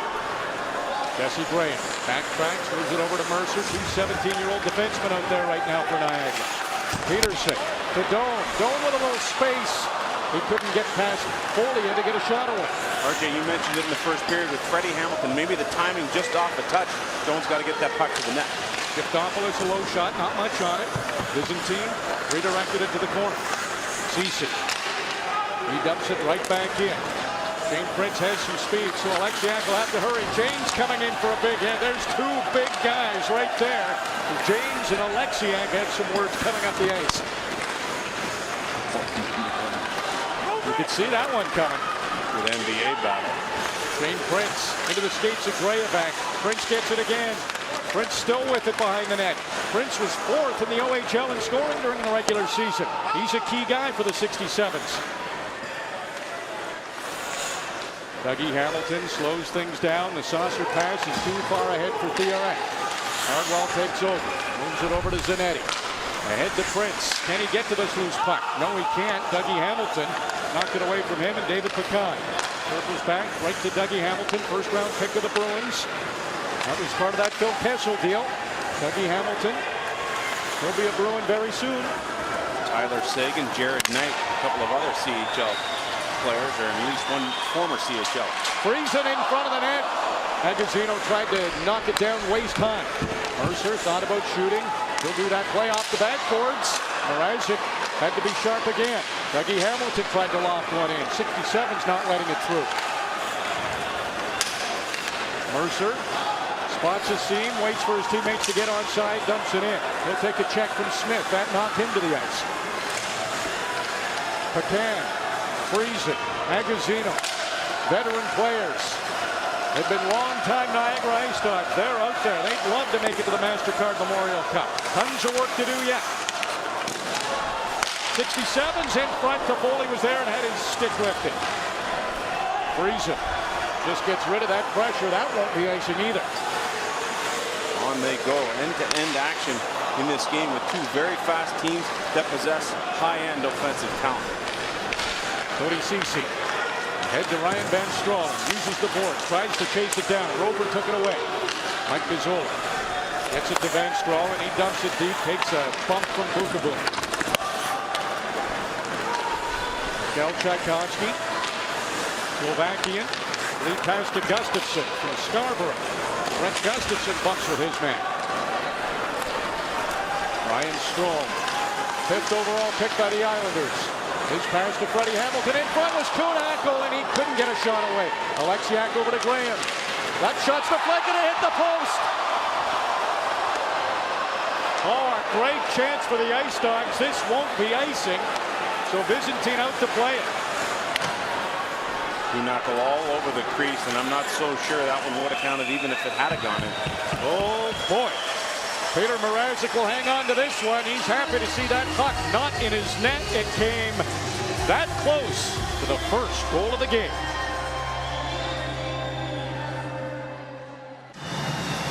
Behind the Ottawa bench with coach and general manager Chris Byrne. Chris, the pace has been, as Marty said in the first period, hectic. Is that what you thought it would be? Yeah, I mean, two good teams going at it, and we liked our first period. We thought we had some chances. We'd like to get in their zone a little more often and get pucks to the net. What kind of adjustments do you make, though, when you've got that kind of pace going on? Can you change it up? No, I think you just got to go after it. I think the more heart we play with, the better we're going to play, and we got to just keep going. Thanks, Coach. Thank you. You take a look at the scoreboard. Still 0s there under each name. Hasn't been because both teams haven't had chances. No, we just had a post moments ago. Dougie Hamilton. That shot went all the way off the backboards back to Hamilton. Talk about lively. Brett Ritchie fired one through the slot area. Dougie Hamilton pinches in. He hasn't missed too many pinches. Gets a little help by Theoret. And that one gets past him. Not far, though. Dougie Hamilton, by far the leading scorer among defensemen in the Ontario Hockey League this year. Lead pass. Brett Ritchie just out of the reach of Shipley. Zanetti in front of his own goal. Now moves it to center. Ritchie picks that off. Gets it over to Agazino. Agazino's shot. That one's wide. Hamilton, he's over on the right point now, keeping the puck in. Now Mark Zanetti. His lead pass to Prince. Prince has it taken from him by Friesen. No time for the 67's with his puck. Cardwell. He gets it ahead to Grayaback. Over to James, and he just rifles it out into the Niagara IceDogs zone. Mercer to Friesen. Callahan has it now. Callahan, property of the Blackhawks. Goes down to the corner. Top of the circle through a crowd. Monahan was right there to knock that to the corner as the rebound sat there for a moment. IceDogs relentless. Friesen watching, can't get a shot. Alexiak jumps into the play. Agazino, a chance, and Mrazek, fantastic. Pecan, Alexiak, that long reach, sharp angle. Mrazek stops that, and he is on the ball tonight. Well, there's Jamie Alexiak trying to provide some offense, and you'll see this a lot from Niagara, especially in this building. They love to pinch the defenseman. They feel it gives them a real edge. There's Dougie Hamilton pinching him, takes the bump from James. Behind him is Mitchell Theoret. Now, he also takes a big hit, but because of the pinch, he's backing up Hamilton and then takes a big shot to the face. Agazino, golden opportunity. Peter Mrazek again has been brilliant. He's been sharp all game long. IceDogs control off the faceoff. Rober puts it down. Tried to find Hamilton. Tchaikovsky moved it ahead to Gustafsson. That one just gets up. Strome almost picked it off. He has possession now with some speed over center. Strome tries to stick handle his way in. Mike Cazzola.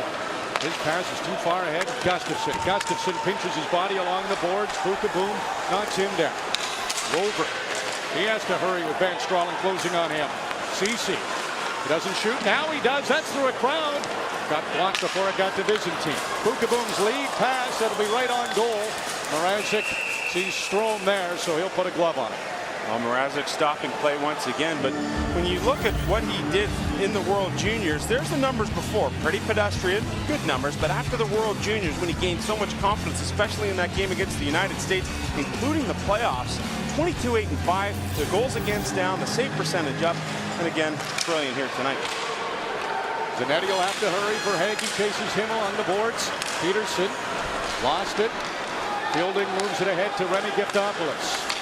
Giftopoulos won a span of 20 games without a goal, but he scored a couple of times in that second round series against Barrie. Going over the line, Zanetti not giving him any room. Mercer pinches in from the point. Peterson pumps with Shipley. Going to Verhaeghe. Tried the short side on Mrazek. There was nothing there. Peterson down low to Verhaeghe. His fourth line getting a little something done for the IceDogs. Giftopoulos trying to take it away. He's all tied up with Doan. Doan loses a glove in the process. Now Mark Zanetti found some skating space. Taylor fielding. Back to Zanetti. Fielding now. Zanetti all over the ice. That one just sneaks by him. It will go for an icing, so the face-off back into the Niagara zone. Well, Mark Zanetti so happy to get back into the lineup for Ottawa in Game 2 of the opening round series against Belleville. Had a spear that got him suspended for 5 games, and that spear in the warm-up of that game number 2. And so Zanetti was hopeful to get back in the lineup to see some playoff time. Of course, his team winning that series in Belleville and then going on to beat Barrie in 7 games to get here tonight. Off the face-off, Mitchell Theoret. Tried to throw it in front. Traylor Graham stopped by Mrazek. Rebound clear by Grayaback. Mrazek 6 feet out of his crease to stop that. That's when you know a goaltender's confidence. That kind of rush with that speed coming at you, and he's way out there. Alexiak lobs one in. Theoret gets to it. There's Ritchie behind the goal. Ceci trying to keep close watch on him in front of the net. Shipley's shot. That was stopped by Mrazek. Not sure he saw it with some traffic in front. Cody Ceci stick handling to the Niagara line. He'll just dump that in. Jesse Graham fresh off the great chance. In his draft year, 17-year-old defenseman drops it off for Pecan. Now he'll have to get back on defense. Dalton Smith dumps it in. Byzantine tries to move it to Dougie Hamilton. Dalton Smith tries to bump with Hamilton and just missed. Captain of the IceDogs, Agazino backhands one. That went through everybody. Mercer lobs one toward the front of the net. Mrazek alert again. Pecan can't keep this puck in. The IceDogs stay in possession. Monahan trying to steal it away. Zanetti takes it away from Pecan, moves it to Foley. That pass was behind him. Gives Friesen a chance, and as Friesen comes in over the line, Pecan was caught offside. Well, the theme is developing. Peter Mrazek coming up with big saves to keep the IceDogs off the board. Well, the goaltending has been spectacular in this game. The two best chances come as a result of a post. It was Tchaikovsky in the first period going off the crossbar, and then Jesse Graham's shot deflected. It goes off a post, and a nice job there tying up Thomas Kuhnhackl in front of the net. So not only have the goaltenders been a big story in this game so far, so too has the iron. We've played over half a three-period game, and there hasn't been anything on the score sheet yet. Not a penalty, not a goal. A whole lot of fun, though. It's fantastic hockey. Entertaining. Tom Kuhnhackl, he can't get far. Ryan Strome, he brings it in and gets that puck deep. Freddie Hamilton closes on Tchaikovsky. Tchaikovsky working his way along the boards. Strome impedes his progress. Strome, maybe a chance from a sharp angle. Goes behind the net, little spin. Leaves it for Freddie Hamilton. Back to Rover. That one's off a shin pad. Doesn't get to the net. Hamilton stays on it. Kuhnhackl moves it deep. Strome's in there. He has it now. Ryan Strome. He's tied up by Cody Ceci. Tchaikovsky digs it loose. He'll have to hurry. Strome's right on him and gets it ahead to Gustafsson, and he sends it out to center. Ceci picks that one off. He'll have to delay. Wait for Van Stralen to get onside. Ceci does it, but the pass to Van Stralen just out of his reach. Brock Kukaboom. His pass. Into the skates of Rover, ahead to Kuhnhackl, gets a piece of it, sends it into the Ottawa zone. Jake Cardwell, Niagara Falls native. Lead pass, and Giftopoulos a half stride offside. Let's go to Rob Faulds. Rob. RJ, Sam, I know that you two guys with the broadcast booth can tell us how warm it is with a full house of 31-45 and the moisture in the air because of the humidity. The ice is starting to soften, and that's going to be a problem into the third period. I also spoke to the trainer of the Niagara IceDogs, and he's going to have Pedialyte for the guys to drink during the intermission to just try to make sure they get the right nutrients and to stay well hydrated. Well, there's no question that of all the Friday night hockey broadcasts, Subway Super Series, this is the warmest rink we've been in, and maybe a little bit has to do with the time of year. Yeah, and it also has to do with all these people jammed into a small space. You got the band going, you got the painting of the Queen at one end of the ice, you got the old fold-down wooden seats. I mean, this place is tremendous. A new barn will be built here in a couple of years, but in the meantime, not a very fun place to come and play if you're a visitor. No question about it. You can hear the drums and the cymbals, the percussion instruments from Laura Secord High School. They're cheering on the IceDogs. Agazino on this puck right away. Overage captain of Niagara. Moves it in deep. He only had 1 point in that second round series, but it was the series clincher, the game winner in game 4. David Pecan comes out from behind the net. His pass to Graham, picked off by Taylor Fielding, and Giftopoulos some trouble handling it. It winds up an offside on the 67's. Let's go back to Rob. Well, while hockey action is taking the front and center. The Blue Jays continue to work, and they are in Kansas City. And tomorrow the coverage begins at 6:30 Eastern with Blue Jays Central, and it's on Sportsnet 1. Again, Jays in Kansas City beginning at 6:30 Eastern on Sportsnet 1. Sean Monahan tried to get one past Dougie Hamilton. Hamilton joins the rush. Tries to get it to brother Freddie, and Tyler Toffoli takes it away. Sends Monahan the other way, but there's Dougie Hamilton getting back into position. Zanetti, he jumps into the play. Hamilton will get to that puck first. Take a big hit from Zanetti. Dalton Smith comes off the boards. His shot blocked by Dougie Hamilton. Zanetti walks in a little bit. That one gets through to Byzantine, but he stopped it and didn't allow a rebound. It's not often you get some time to work a puck down low if you're a defenseman, and Mark Zanetti takes that opportunity. He realizes that here, I'm going to stop. Hey, I've got a big lane here. So he takes a couple more steps in, gets everything behind that puck. But Byzantine locked in, focused, easily out there to make the stop on the captain, Mark Anthony Zanetti. Just his 5th shot of this second period. There's been 13 directed on Peter Mrazek. So he's been the busier in this second period. Niagara, after about 8 days off after their second round sweep of the Brampton Battalion, seem to have found their stride here in the second. Yeah, Marty Williamson made that a focus during the practice session. He gave him 2 days off and tried to get things focused as if it were the regular season. Shane Prince, he can't get past Graham. Now Jamie Alexiak, the Stars first round selection, ahead to Verhaeghe. Sean Callahan, lead pass. Shane Prince was banging his stick on the ice. He wanted that long lead pass. He got it, but the Ice Dogs closed on him quickly. Shipley rolls one to the front of the net. Ritchie tried to get a stick on it. Now to Foley the other way. Rover moves it over to Bukaboom. Bukaboom loses it. Monahan in front, and he just put it up high. It might have gone off the crossbar and out of play, but a great chance for Sean Monahan. Best chance of the game for the 67's. Monahan all alone, and just enough of it by Byzantine. Friday Night Hockey on Sportsnet. Brought to you by MasterCard. For everything you need to compete this season, there's MasterCard.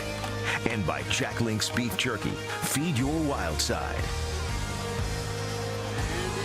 Top 5 pick next year in the National Hockey League draft. Sean Monahan with the best opportunity for Ottawa in this second period, thanks to some nice work by Tyler Toffoli. But this shot goes off a little bit of Byzantine, a little bit of the bar, and out of play. The faceoff ends up coming outside, figuring the officials did that it never did touch the goaltender Byzantine. Well, he got just enough of that puck. Freddie Hamilton comes back to retrieve the loose puck in his own zone. Pass over to Mercer, bounces over his stick, lofts one toward Mrazek. Not going to beat him on that one tonight. He's in his own. Both goaltenders really standing on their heads, and Peter Mrazek, a Detroit pick, has had to go through 2 helmets here this season. We saw that one introduced in the Belleville series.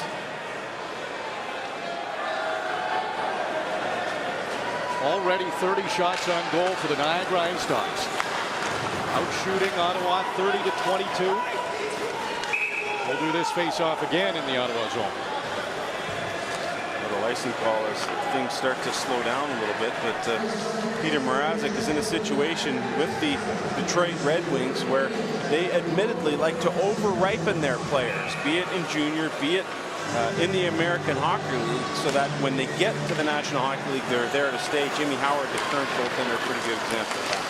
I was worried about you earlier, Sam, when you saw Peter Mrazek before the game. And he tripped over a chair. I thought, this could be bad, but he's fine. In fact, you might have helped him. He's been great tonight. See? 2-on-1 here for the IceDogs. Strome has Hamilton with him. Strome tries to get it across, and Cody Ceci with a great defensive play. And I think that's exactly what Rob Faulds had talked about, with that ice really starting to thicken up now because of how hot it is in this room. You can call it a room because it's that small, so Strome loses the handle on it. Normally a magician with that puck.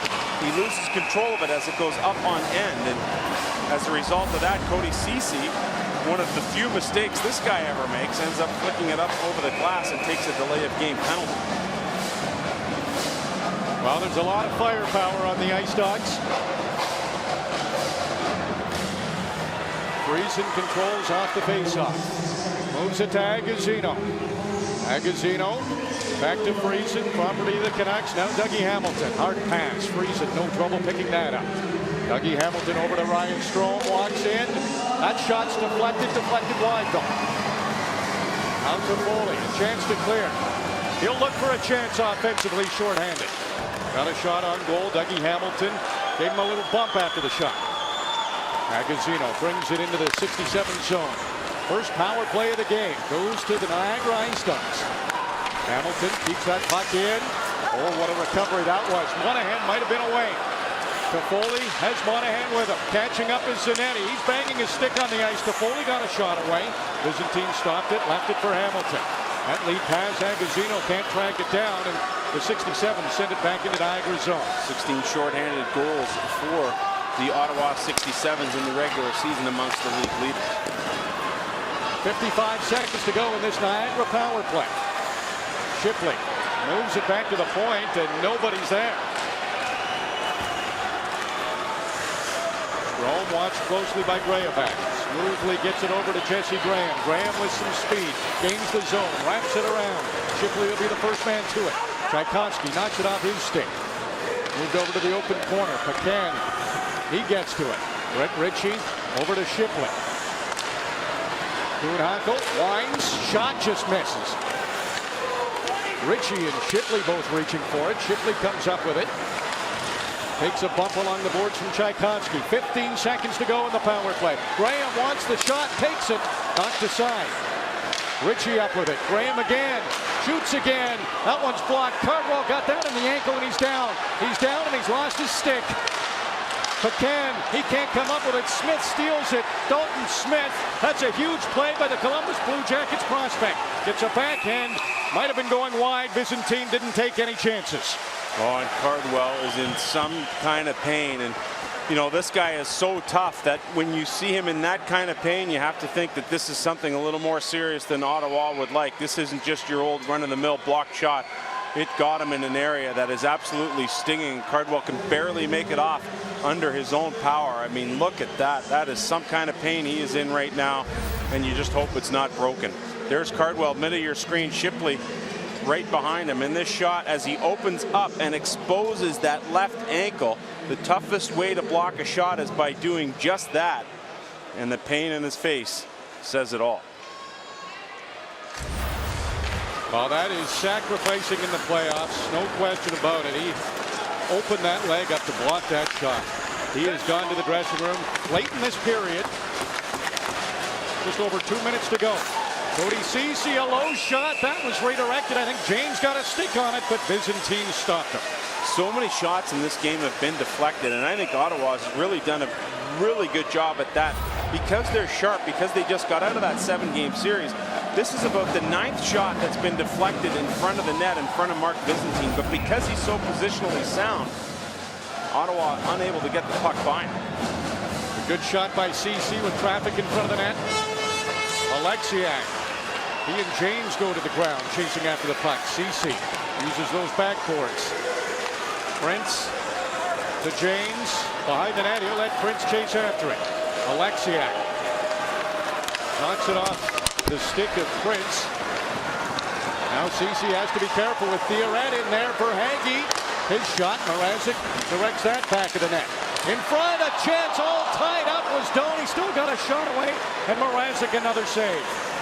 What more can Doan do to tie him up? Or what more can Cazzola do, rather, to tie Doan up? I mean, what a great battle through the check. That is just desire to get that shot away. Zanetti to Foley. He doesn't waste any time giving it to Monahan. Monahan back to Foley. Room to shoot. Byzantine, a solid save. Good rebound control. Foley again. And again, Byzantine rock solid for the IceDogs. Oh, man, this is just a treat to watch. Both teams leaving it all out there. Tremendous chances at either end. The goaltending is fantastic. Now watch in front of the net. Mike Cazzola has Doan. I mean, he's all over him, but Doan fights through the check, still gets a good shot on goal. Mrazek deep in his net, takes it off the chest, and going back the other way to Foley, who's oh so precise with that shot, tries to go low on Byzantine, but the big guy out there quick. Alex Friesen quickly over that Ottawa line in front of the net. Cosentino had his stick lifted. David Picard on it. Final minute of this second period. Foley saw a hit coming. Dougie Hamilton pinches in again. Kept the puck in. He's done that quite often tonight. Oh, a slash to Foley, shrugging his shoulders as Pecan is down. And you know what? I think that was some of the frustration of the check he took from Friesen earlier in the shift. Although he knew the check was coming, he still took it pretty hard and went awkwardly into the boards. And then when this puck starts to bounce around, Foley takes a wild swing at it. He doesn't get any puck. He only gets the back of Pecan's legs. And here's Foley. He knows the hit's coming, steps out of the way, but see how awkwardly he takes it with that right leg. Now it's bouncing around, and it's like Hacksaw Jim Duggan, the slash onto the back of David Pecan, who is also slow in getting up, making his way to the bench, and you can see it right there. Oh, man. He's rough and tough and a physical guy, and Pecan not wanting to go to the dressing room earlier than the rest of the team. IceDogs didn't score on their first chance with a power play. Ryan Stroll down low. Freddie Hamilton walks in front. Mrazek stopped it. The puck was loose for a moment. Mrazek tracks it down.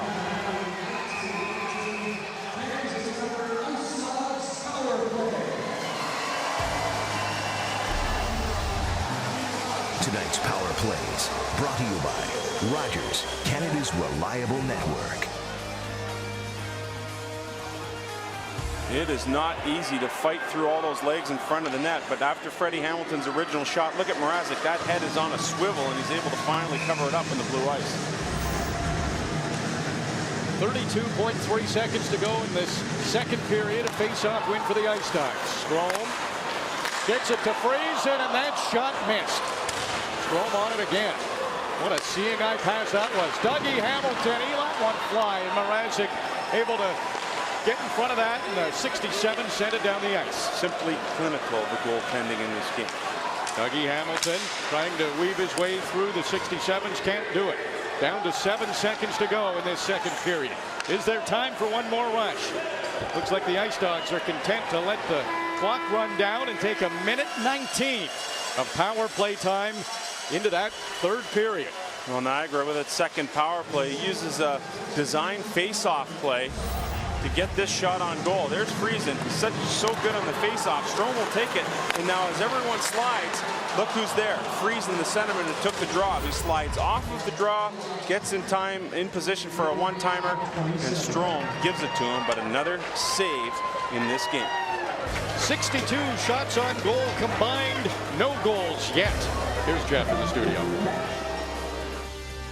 Thanks, RJ. And 30 saves by Peter Mrazek. Wash, rinse, repeat. We talked about this in the first intermission, and the story continues. Peter Mrazek, the story of this game so far for the Ottawa 67's. And things getting a little bit hot under the collar. Tyler Toffoli, David Pecan, teams starting to get their anger on for one another. Well, we've seen a lot of Ottawa on Friday Night Hockey. They're a big physical team. They want to lean on you, and they're going to want to hack and whack. They're going to have to find some way to get Niagara off their game. Here's a little bit of stick work here from Tyler Toffoli. Ow. You did that to me once. Anyways, I think you're going to see more of that. Maybe the boys have been watching a little too much of the NHL this week. But I think you're going to see these teams start to lean on each other, both big, strong teams. You know, and the point that you made before you went to air here a second ago was, you know, Ottawa really had their chance maybe to catch a rusty, you know, Niagara IceDogs team the week off after sweeping the Brampton Battalion, Stan Butler's squad. Maybe would have looked to get a jump on them early, but now it seems that ship has sailed, and they need to rely on Peter Mrazek. And can you see this one being ended by a bad goal, off a skate, off a shin pad, maybe a deflected shot? Well, the kind of goal you get in those little rinks. But you saw really as the second period went on and on, Niagara really starting to take over the play, forcing Peter Mrazek to make more and more saves. And yeah, I think the 67s came in, you know, still feeling the momentum from their exciting overtime victory over the Barrie Colts. And that was their chance. Get one early, get two early, try to steal one in the enemy barn. But you can see now Niagara starting to feel its legs, feel its games a little bit more. It should be a good third period. Yeah, I can't wait for it. Deadlocked at zeros, or as Damien likes to say, we got bagels on the board between the IceDogs When and do I the like to say that? 67. Hey, where are the Zambonis? Oh, there's one. Quick, flood the ice. We're going to come back and tour around the CHL. Are St. John and Edmonton on a collision course? That story next.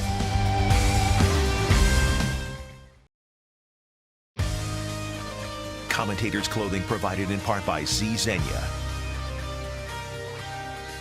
She loves Andrew Agozzino. And what's not to love? One of the 3 overagers on that overage line.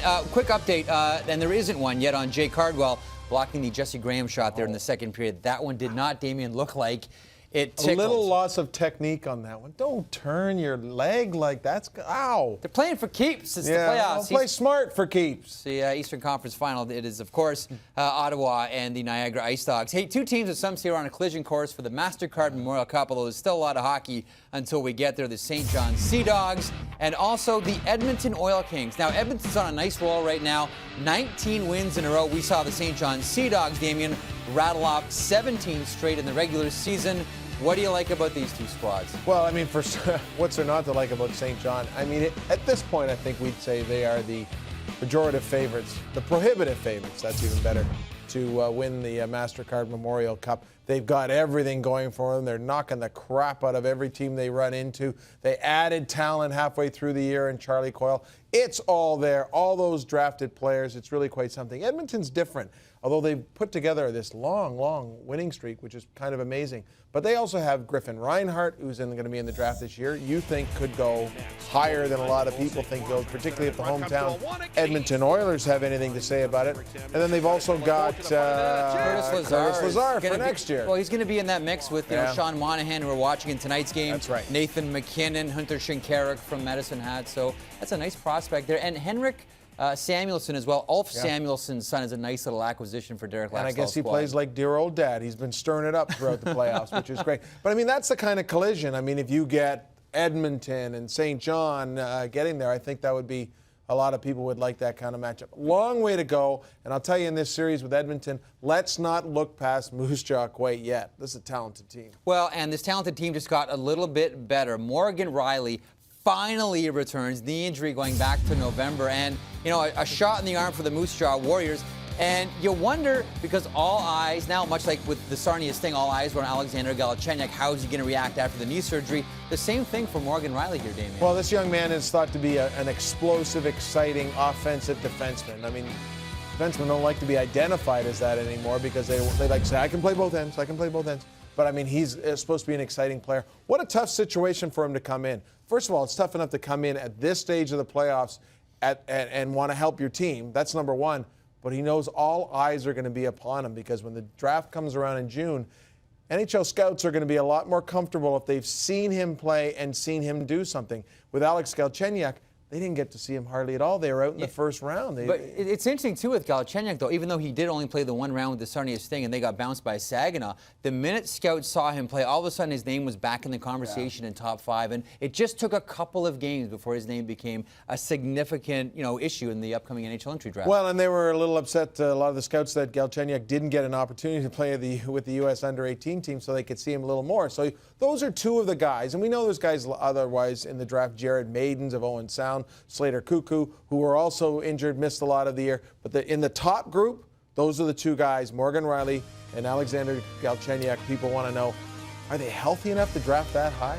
I'll tell you what, one guy who deserves every cup of water or a Gatorade or sport drink or whatever is that boy right there, Peter Mrazek. Yeah, deep breath, take a sip, you've earned it. Third period still to come. That means more shots, Peter.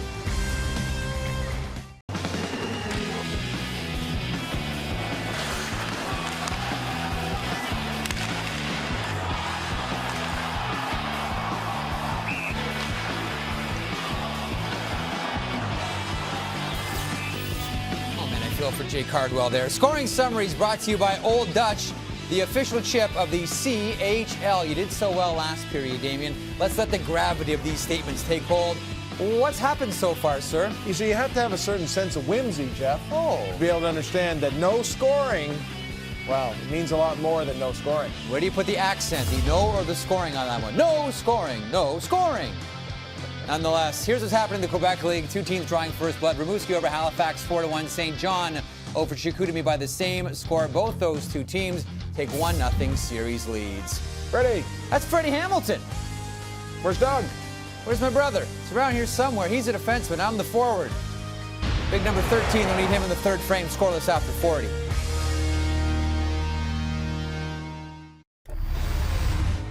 This intermission brought to you by BMO, the official bank of the CHL.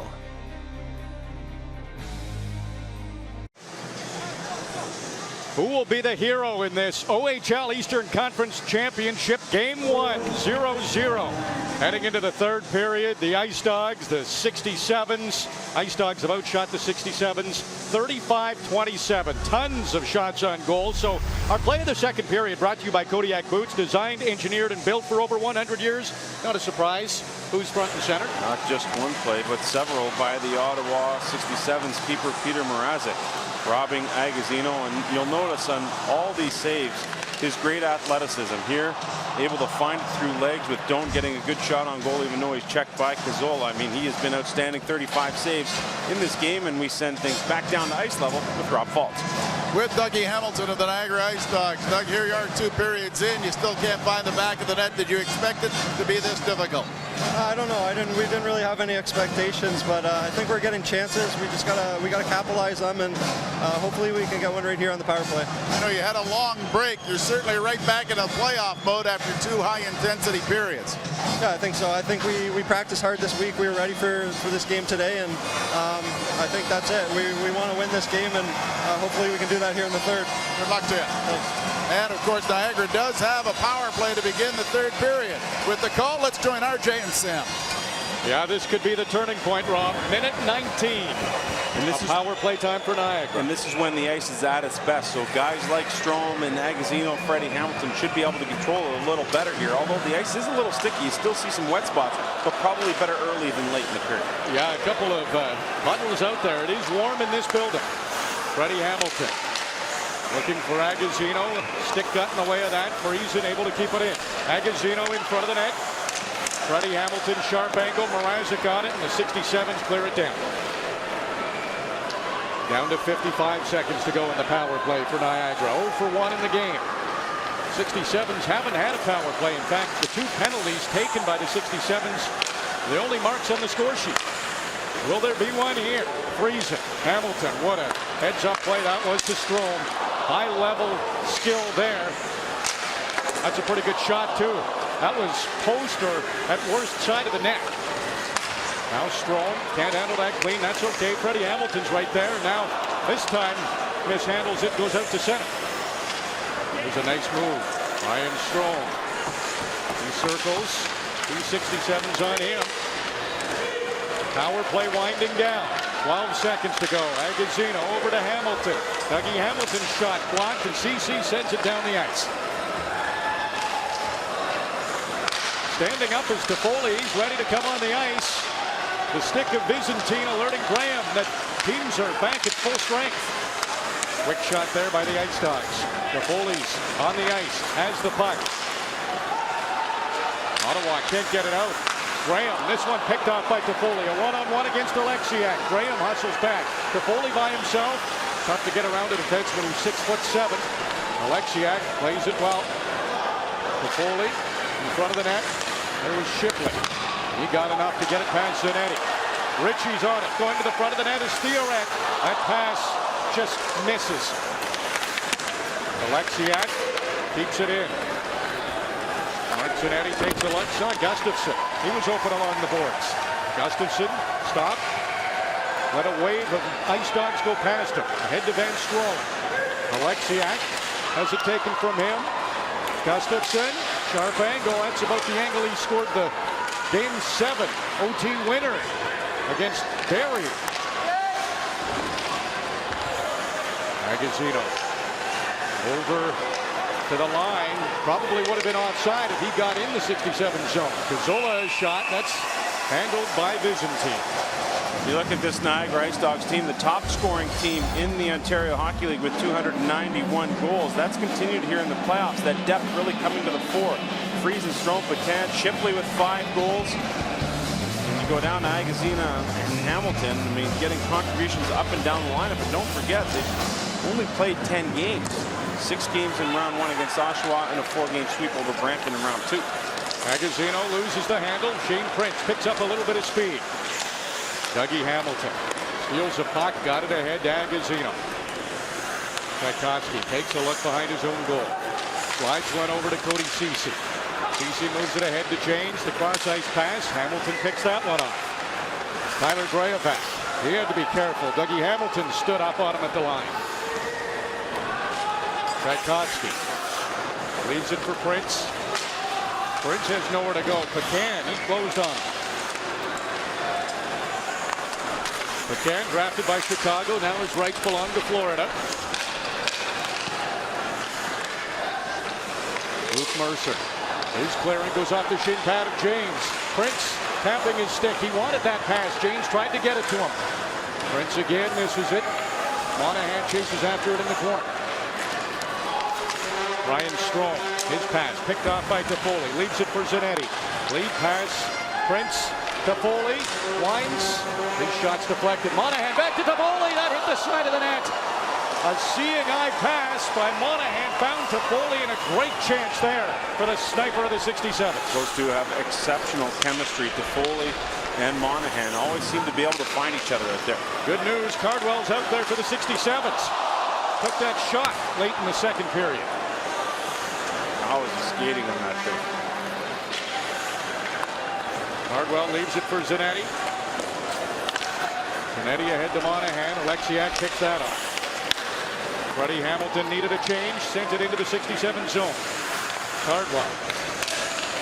That leg can't feel good. Bouncing puck, that gets to center. Graham always moving out there. Zanetti chips at it. Graham comes up with it. Gets it over to Alexiak. He glides one over to Verhaeghe. And now Doan will chase after it. Mrazek has to play it, plays it well to his captain. Zanetti has a handle on it. That lead pass. Graham picks it off. Peterson loses it. He'll take a bump from Smith. Monahan digging for it. Monahan comes out of that scrum with it. 15 minutes to go here in the third period. Still 0-0. Bouncing puck. Mrazek takes a look, leaves it for Ceci. Ceci with some skating room, and he can fly when he gets wound up. Dribbles one in. Byzantine gets the paddle down, and he'll hang on to this one.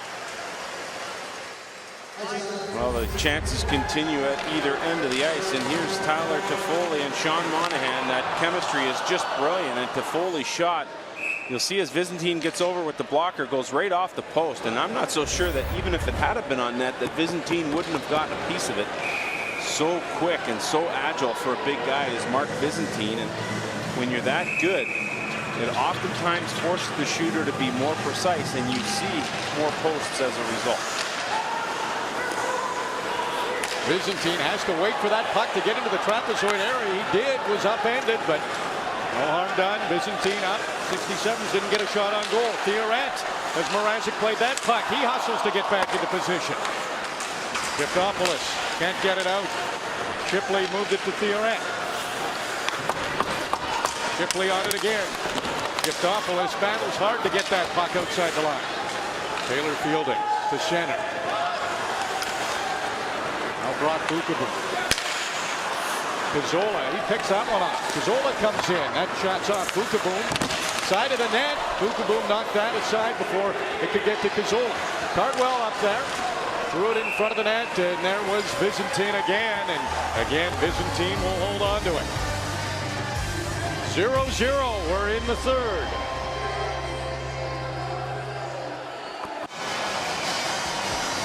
Well, this is game one of the OHL Eastern Conference Final. It has been a good one. Of course, we have that for you on Friday Night Hockey. Game two also here at the Gatorade Garden City Complex. You can watch games 2 through 7 on Rogers TV.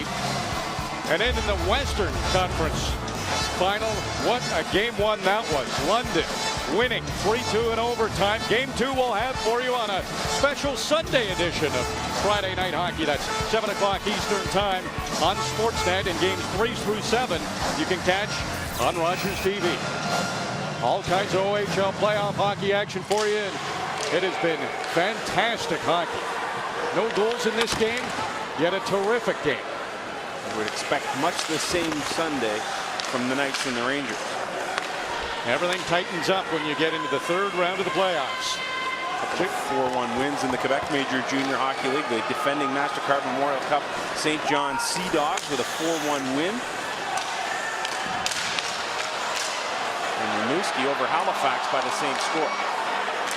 Freddie Hamilton had a chance. Mrazek made a stop. Now Mercer's on it, brings it in over the line. He'll stop, wait for somebody to get open. Strome is open. Dougie Hamilton directs it down low. Strome back in front of the net. Zanetti took a baseball swing at it. The 67's get it out to center. Now the 17-year-old defenseman ahead to Freddie Hamilton. Handles it in his skates. Drops it off for Strome. Going to the front of the net. Kuhnhackl. He's in. He scores! Tom Kuhnhackl opens the scoring for the IceDogs.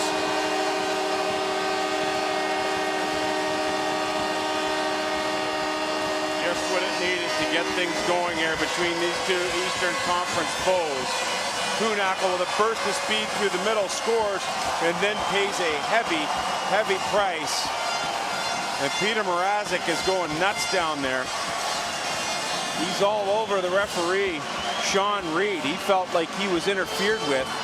Kuhnhackl extremely hard to the net, and Mrazek still up in arms over the goal, but it looks like this thing's going to count. And Kuhnhackl will get credit.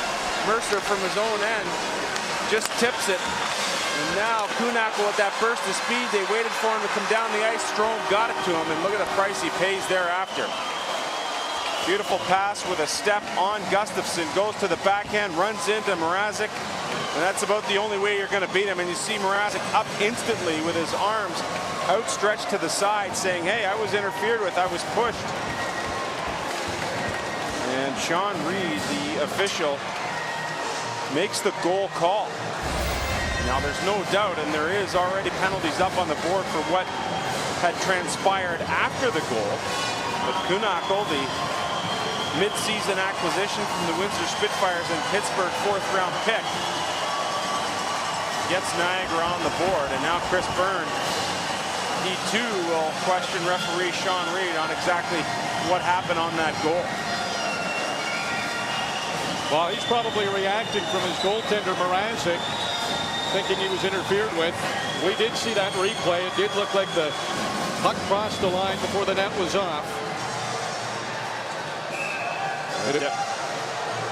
Here's the penalties will be offsetting, so we'll play 4-on-4. Bottom line is it's 1-0 for the IceDogs. Isn't that just the way it was going to go in this game? I mean, with both goaltenders playing the way they were, it would have to be something like that. Well, Friesen was looking for a little more. We went almost 2.5 periods before we got our first goal of this series. And Tom Kuhnhackl is the guy who gets it. Oh, there's a big hit by Agostino on a big man, Tchaikovsky. Oh, and he's hurt. He's stung. He is slow to go off. Monahan drops it off for Topless. Foley around the net. Alexiak with that great long reach, making it difficult. Foley left it for Monahan. Foley down, still on the puck. Patan, a little bit of skating room. Lead pass. Friesen was up there, and they just didn't connect. It'll be an icing against the IceDogs. Tchaikovsky, who's been oh so good, whose game has grown since the World Juniors, takes a huge bump, and you see him with his head down, comes behind the net, and Agostino stings him. And I mean, he gets him hard. Every little bit of him knocks Tchaikovsky up off his feet slowly to the bench, that left shoulder, and he is some kind of tick. Dougie Hamilton, Grayovac checks him. Now Mercer trying to skate away from Grayovac. It's a foot race. Mercer able to get the puck deep. Mrazek reverses the flow. There was Jake Cardwell waiting for the puck. Grayovac, property of the Minnesota Wild. Wraps it around. Byzantine can't stop it. Prince comes up with it. Moves it low. He knew Grayovac was down there. Grayovac moved it to Cardwell. He can't get past Patan. Going, looking for the open pass was Dome. Patan couldn't get it to him, and Cardwell stole it away. Patan knocks it off the stick of Cardwell. He circles the net. Patan's pass looking for Bukaboom, and it was deflected a couple of times. Bukaboom just send it right back into the 67 zone. Shane Rover will chase after it. 9 seconds remaining in the 4-on-4. Ritchie takes a look. Callahan was nearby. Let that puck go. Callahan drops it off for Dalton Smith. Gustafson reaches for it. Cody Cece will head back. We're back 5-on-5. Callahan to Cece. Cece gets by Ritchie. Moves it ahead to Gustafson. Now Dalton Smith. Boom bumps with him. Harmlessly through the slot area. Ritchie takes a slash from Gustafson. Cody Cece, nowhere to go with it. Got the puck back. Cece will use his legs this time. Got it to the Niagara line. Dumped it in. Byzantine drops it off for Boom. Boom, drafted by Tampa Bay, is rights traded to St. Louis. Right on the tape of Shipley. Mrazek, property of the Detroit Red Wings. They have to be happy with what the young goaltender from the Czech Republic has done. Strome just onside. Tries the between the legs move. Graham, the shot on goal right away. The officials there to wave it off. Crowd reacted. They thought it might have been in.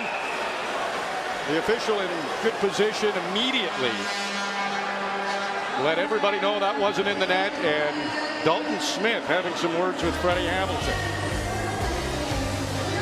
Well, it was close. Mrazek kept his team within 1. Here's the game review brought to you by Toyo Tires, driven to perform. Took 40 shots for Niagara to finally score. Thomas Quinaka with the mark. Jake Cardwell has been in plenty of difficulty. Left of it has returned. And the goaltending has just been brilliant in this game. Right from puck drop, it has been absolutely brilliant. Here's the Kunako goal. And now he's brought to the ice. And you'll see while Kunako's down, a little boot to the head thereafter. Oh, man. That's got to be a tough one to take. And with all those legs and bodies, tough for anyone to see that. But our camera right along the goal line caught it.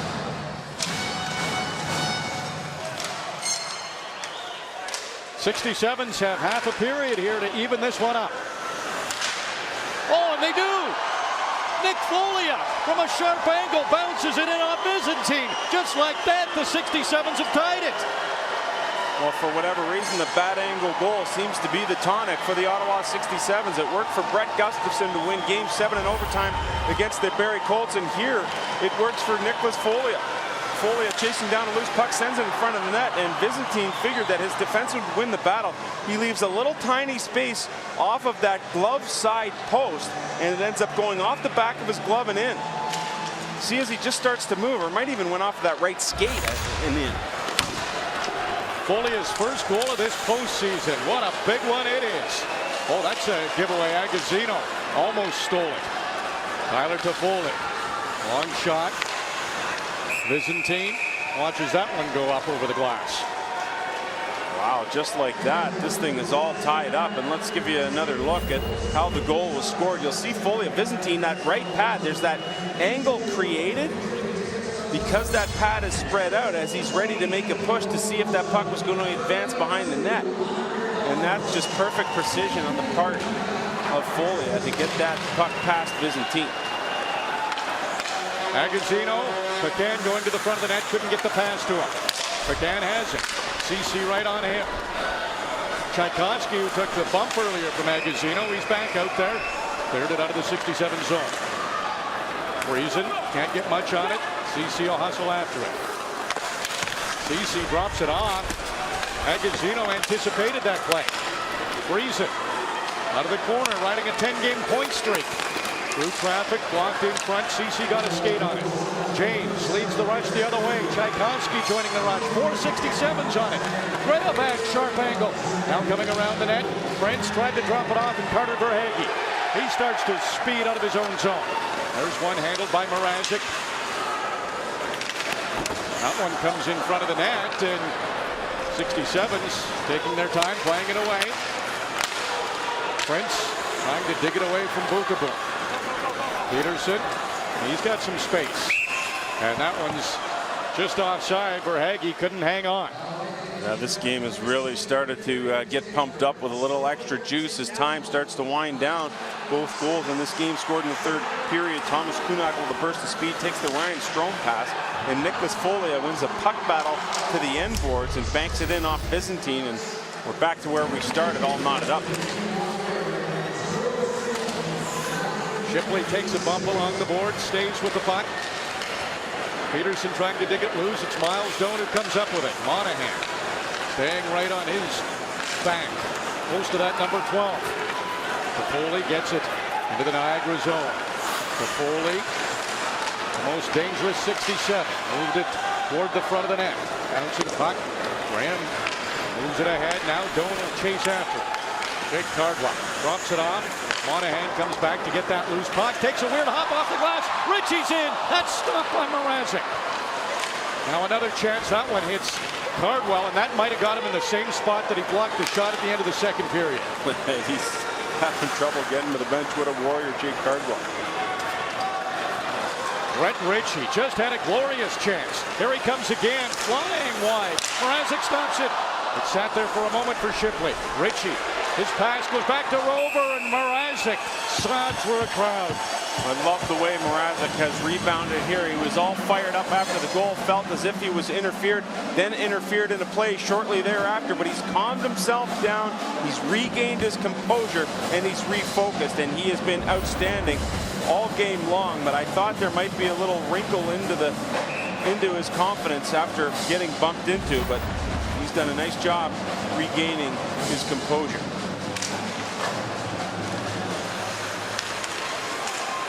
A bit of a scrum draw. Finally, Cazzola comes up with it. He's got a little bit of speed coming out of his end. Cazzola. He can't get wide on Ritchie. Ritchie takes him into the end boards. Giftopoulos.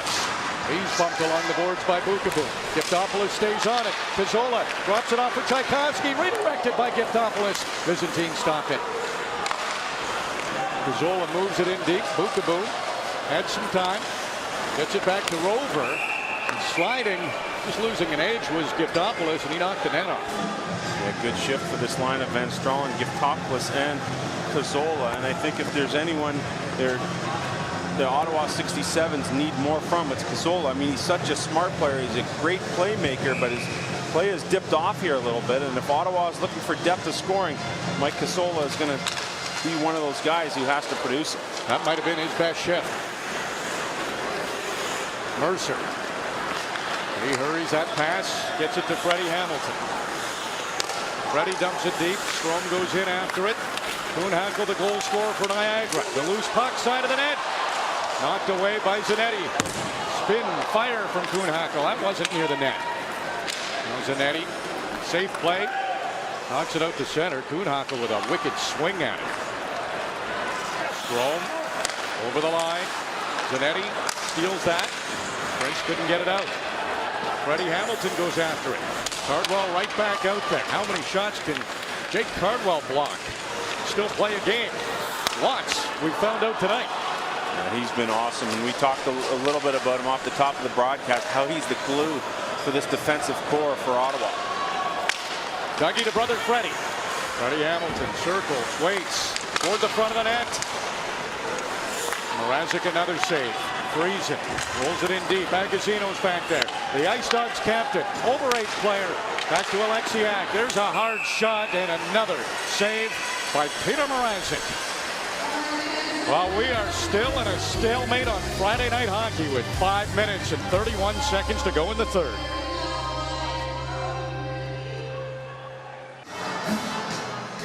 Sportsnet magazine is on newsstands now, and you can get all the info on open season, covering the mayhem that is the 2012 Stanley Cup playoffs. And by the way, if you want to be on the cover of Sportsnet magazine, you can go to sportsnet.ca/magazine for details. And if these two guys can get on Sportsnet magazine cover, it is so easy for anybody else. I think that's what it means. I'm not sure if that's referring to you two guys or not. All right. Yeah. Better leave that one alone. Now the crowd gets into it. 5:25 to go. It's 1-1.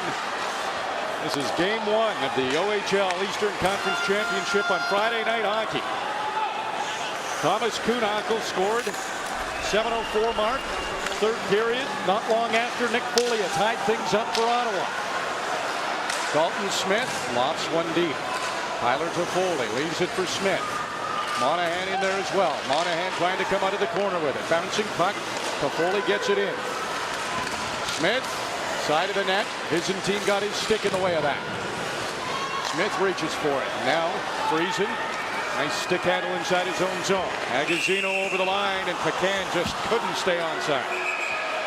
Dalton Smith now getting into the face of Agazino. Maybe a little retribution for the hit on Tchaikovsky earlier on. But Dalton Smith, who has been really good for the Ottawa 67's, going back to the last round against Barrie, and because of that has earned a promotion to Ottawa's top line. And you have to wonder how long that Dalton Smith is going to stay there. I think he's adaptable to play on just about any line for you, but trying to get Shane Prince going is going to be important for Chris Byrne as well in this series.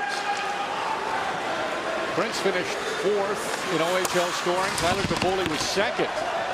One of 2 players in the Ontario Hockey League to hit the century mark in points. Michael Scarbosa of Sudbury won the OHL scoring title. Brett Gustafson. Maybe this is a hunch by Chris Byrne. Late putting Gustafson out there. He had that OT winner in Game 7 against Barrie. Put it on goal, and Byzantine made the save. And they were so happy were his teammates when Gustafson scored that goal. I mean, this is a max effort guy. Chris Byrne singing his praises before the game, saying, hey, we can put this guy on any line at any time and feel comfortable doing so. And it's been a nice postseason for the young Brett Gustafson. Prince trying to find that loose puck off the faceoff. Cardwell comes over. Zanetti directed it toward the net. That was blocked, and Brett Ritchie.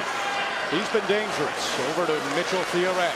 Dougie Hamilton's in on the play. Hard shot. Mrazek right there. Ritchie gives him a whack, and that will cause some attention from Ottawa.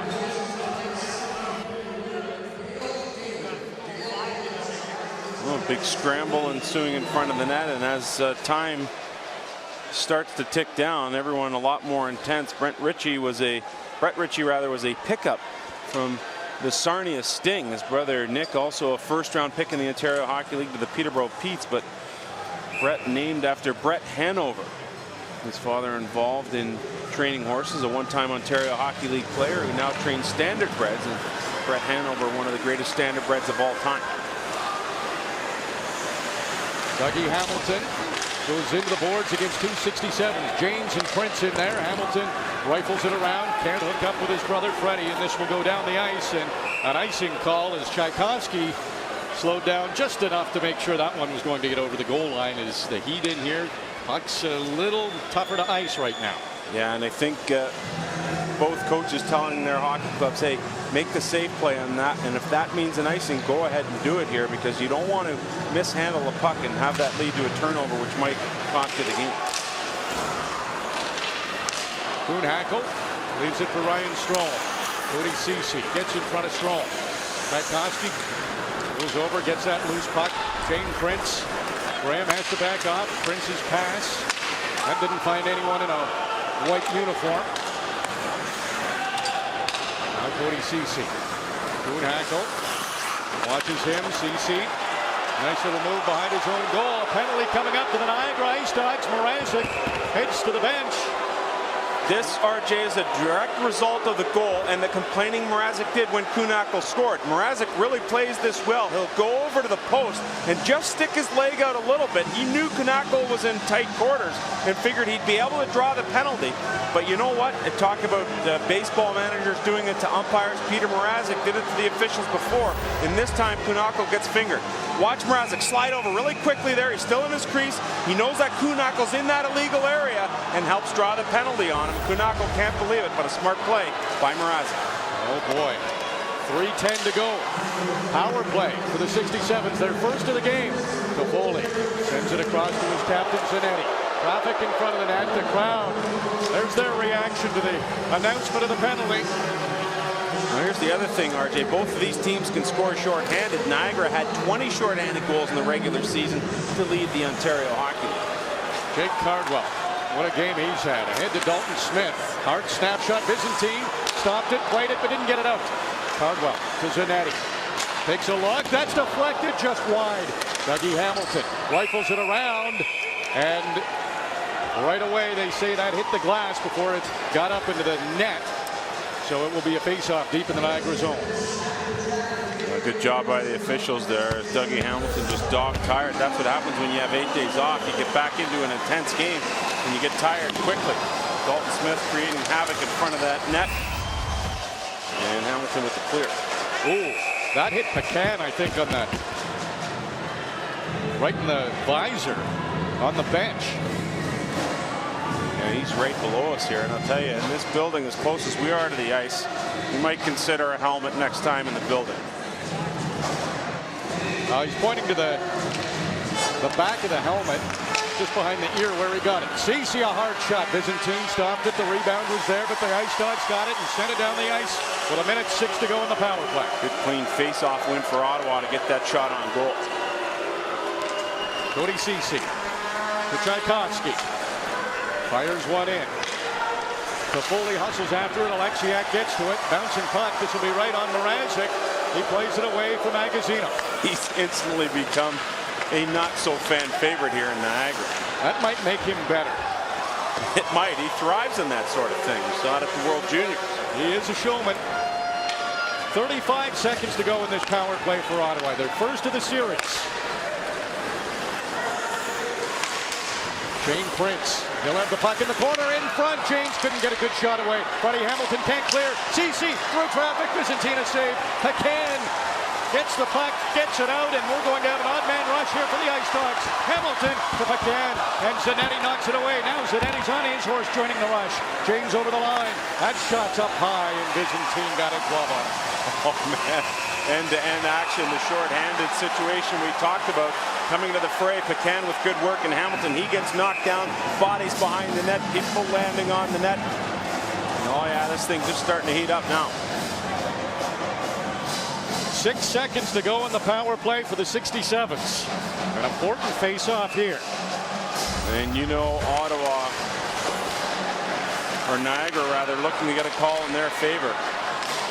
And a couple of good saves here by Byzantine. As things would go back the other way, Pecan wins the battle. That creates a 2-on-1 situation. Freddie Hamilton to Pecan just behind him. And there's Byzantine finally stopping things up. Pecan and Shane Prince going at it, and a little embellishment on the part of Pecan. It'll be Monahan and Strome on this draw, and Strome wins it. Boom gets on the loose puck and hammers it out, and that will be it for the power play for the 67's. Now we're down to 1:10 to go in regulation time. Extra time looming. It's 1-1. Jake Cardwell. Lead pass. It's inside the Niagara zone. Brock Boom bouncing puck.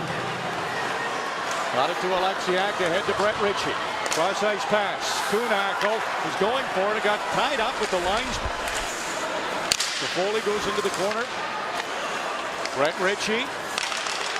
Back to Boom.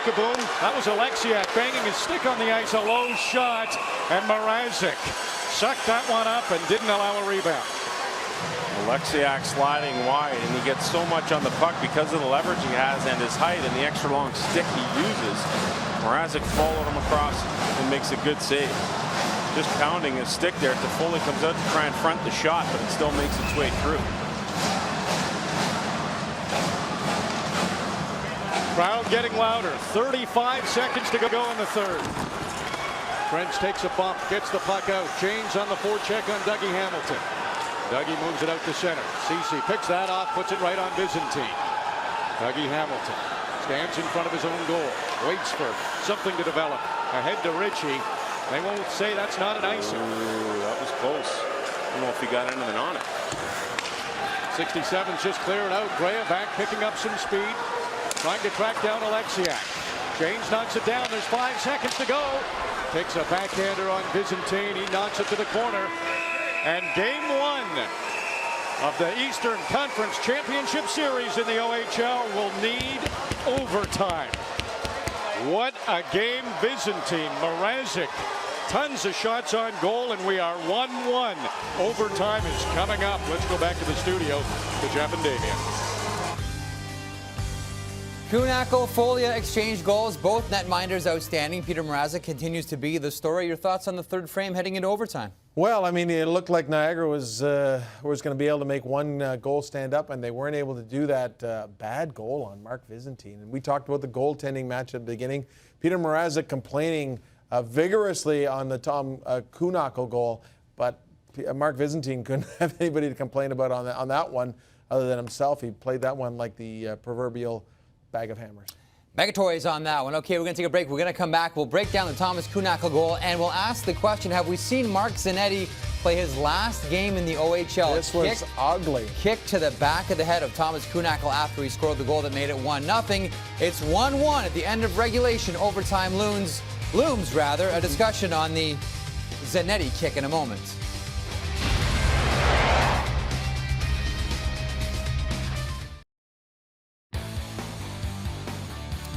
All tied up at ones after 60 minutes of play. Overtime is on the horizon. Damien Cox here at our Friday Night Hockey studios.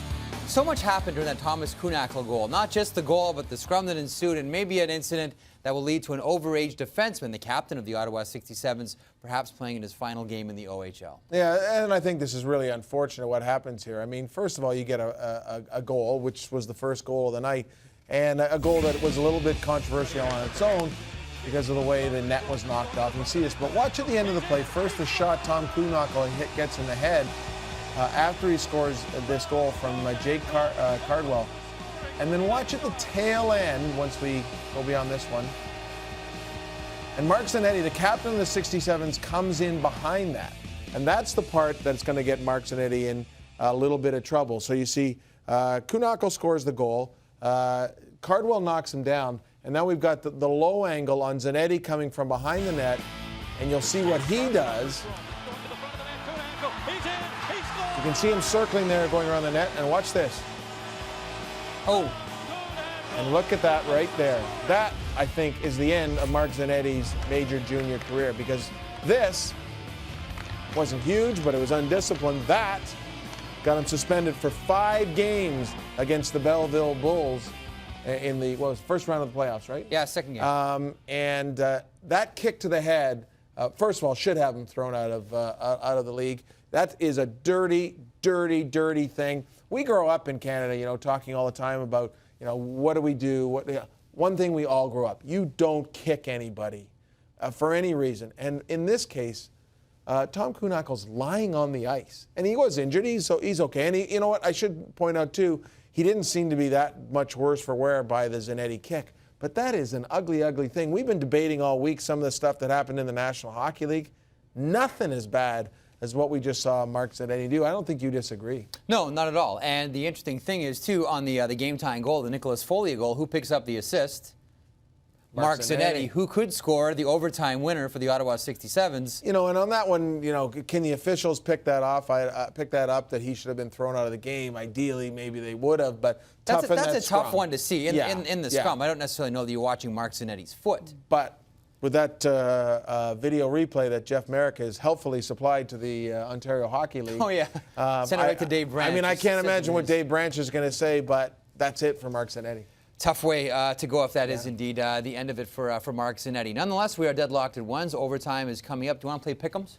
I'll pick one from each side who's going to score the overtime goal. Why, you always win those. I'm pretty handy at it. All right, let's give it a go. All right, I'll take Cody Ceci, Ottawa, and I'm picking the defenseman. Oh, you want to do it now? I thought you was going to get back. I'll take mine, and then this is a viewer hook here. I'll take Cody Ceci, the Ottawa 67's, Ryan Strome of the Niagara IceDogs. Stay tuned for Damien's exciting pick here coming up in a couple of moments. I'm sure it'll shock and awe you.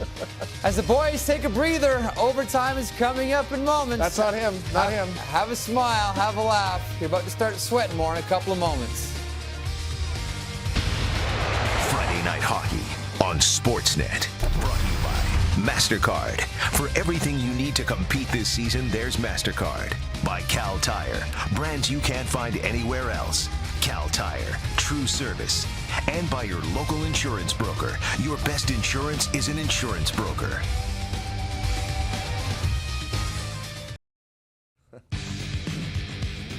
Heading to overtime at the Gatorade Garden City Complex. Niagara 1, same for the Ottawa 67's. Now, trying to get the names out of Damien Cox on the break is like state-guarded secrets. Don't keep the people waiting. Well, I've already said Cody, CC, and Ryan Strome. Those are my overtime picks. Could he go out on a bigger limb? Well, it's not like I'm taking Tyler Toffoli and his 52 goals in the regular season, 10 in the playoffs. Who do you have, wise guy? I have the kid, Sean Monahan, for the 67's. All right. And Mr. Everything for Niagara, Alex Friesen. I think he'll be the guy. Like the overage line, do you? Like the overage line. Let's see what else is happening around the Canadian Hockey League. Focusing on the Quebec Major Junior Hockey League, we have two finals. Rimouski drawing first blood over the Halifax Mooseheads. 4-1 is the final there. St. John 4-1 over Chicoutimi. And yes, all the big boys, Charlie Coyle, Jonathan Huberdeau, all picked up points in that one. Meanwhile, in the Western Hockey League, this game in the first intermission, Edmonton continues to roll. They've won 19 games in a row, and they lead the Moose Jaw Warriors by 1-0. Portland Tri-City starting in moments. And we were promised highlights of Morgan Riley in that Moose Jaw game. Nothing. Well, but we're working on it. So if this one goes 6 or 7 overtimes, we will have highlights of Morgan Riley for you. U18's Damien semifinal Canada-US. First period American JT Comforts. Rich shot trickles past Matt Murray. Netminder for Sault Ste. Marie Greyhounds. It's 1-0 USA. Canada would respond. Jamel Smith tips home Damon Severson's point shot. And we're all tied up at once. Third frame, U.S. regained the lead. Seth Jones fires wide. Kyle Osterberg's wraparound gets past Matt Murray. Canada falls short. The United States takes it 2-1. Canada will play Finland for the bronze. USA face off against the Swedes for the gold. They're looking for their 4th straight U18 championships. This was the goal that kicked off the scoring and kicked off all the drama. Thomas Kuhnackel's 5th of the postseason. Overtime is coming up next. Ouch.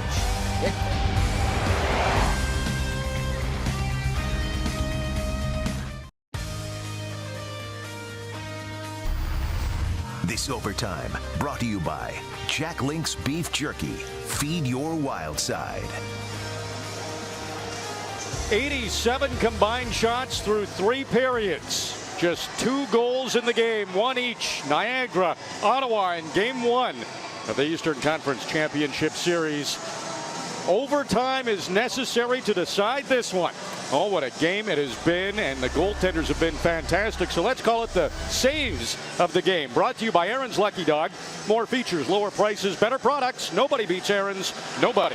Now, both goalies have been fantastic. We'll start with Mark Byzantine following the play extremely well. Good save, 2 saves on Dalton Smith. And he gets a little help from the crossbar with Monahan in front of the net. And Peter Mrazek's been equally as good, stopping Agazino. Graham with a shot in front of the net with all sorts of traffic. Point blank, good stop there off Jesse Graham. 85 of 87 shots have been stopped in this game. And we send it downstairs to Rob Faulds once again. Well, you talk about great goaltending. This man, Nick Foley, was able to beat Mark Byzantine. Tell me about that. You almost took a page out of Brett Gustafson's book on how to score. You just wanted to get it in front of the net. Yeah, exactly. You know, playoff hockey, you never know what to do. So just throw the puck on net. 100% of the shots you don't take, you miss, right? So, are you surprised by the pace of this game after 3 periods? Yeah, absolutely. You know, it hasn't let down from puck drop. It's been 100% by both teams, and we're probably going to expect the same thing in OT. It's been a high-paced game, and that's what you're going to expect. Good luck in OT. Thank you very much. Nick Foley is ready. Let's get the call of OT. RJ Broadhead and Sam Cosentino. Wow, there hasn't been much to decide between these two teams. A very even Game 1. Tyler Toffoli, we know he can score. He's led the OHL in goals the last 2 regular seasons. He's been good in this postseason. 10 goals in 13 playoff games. The Niagara IceDogs, they're deep. 12 drafted players, 5 first-rounders. And then we've got the goaltenders to deal with.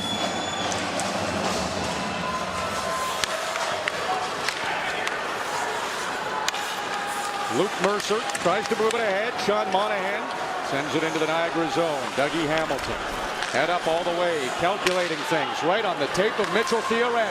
Theoret to Shipley. He can't come up with it, and going the other way with speed is Monahan. Monahan, top of the circle, watched closely by Mercer. Now Dougie Hamilton with a little bit of space. Off the boards. Waiting up there is Brett Ritchie. Ritchie tries to go wide on Zanetti. Loose puck.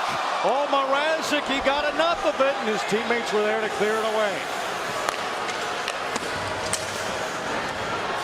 Now Cody Ceci. Back to Cardwell. Cardwell standing still. Ahead to Shane Prince. Alexiak wraps it around Agazino. He can't get it out. Another crack at it. Prince stops him again. Prince can't get it past Agazino. Now he does. Alexiak takes a bump along the boards. Moved it to Graham. That passes into the skates of Friesen. Doesn't bother him. Got it ahead to Pecan. Onside with the pass behind Agazino. Pecan. Agazino shot. That one missed. Friesen was hovering in front of the net too. Pecan. Ceci takes it from him. Cody, Ceci, and David Pecan along the boards. Tchaikovsky ties his man up, and it's Mikhail Tchaikovsky, the big Slovakian defenseman, that gets it ahead to Prince. Prince sees his line mates change. He'll go in on the forecheck now. He'll head to the bench. Mark Zanetti moves it out to center. Not very well liked here either. Well, that means you're doing a little something when the crowd's booing you. That one's offside. A fast pace to this overtime. It was a chance for the Niagara IceDogs, but Marek and the 67's able to keep that out. The center of attention during the intermission with Damien Cox and Jeff Marek, and will be interesting to see what happens, if anything, to Mark Zanetti. Zanetti gets to center, rifles it in. Shane Rover quickly ahead to Tom Kuhnhackl. He's the goal scorer for the Niagara IceDogs. Ryan Strome, he's dangerous. Got a shot. Mrazek made the save. Taylor fielding. That one came in front, and Mrazek directed it perfectly to Van Stralen. Ryan Van Stralen battles his way to center, but gets no further.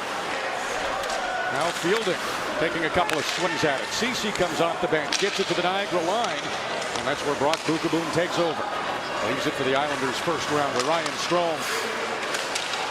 Good stick by Cazzola. Not that pass away. Now Jake Cardwell has to go back into his own zone. Cody Ceci. He won't waste any time moving the puck ahead. And Dalton Smith redirected it out to the neutral zone. Dougie Hamilton waits till the forecheckers get near him. Moves it ahead to Brett Ritchie. Dumped in by Theoren. Mrazek plays it along the boards. Hamilton, low shot. He comes in front. Scrambling. It's knocked to the side by Tchaikovsky. Shipley keeps it deep. Ritchie tries to circle. It's knocked away by Ceci. Dalton Smith. Play by Ceci there. Now Monahan quickly ahead to Foley. He shoots, and Byzantine directs that up and over the glass. Well, let's go to Rob Faulds. Rob. Well, there's lots to talk about on this day, whether it be from the Canadian Hockey League, the action in the NHL playoffs, Major League Baseball, little basketball. How about Connected? Comes up following the game with Brad Fay and Jamie Thomas. They'll have every highlight for you, and it's immediately after the game. Connected.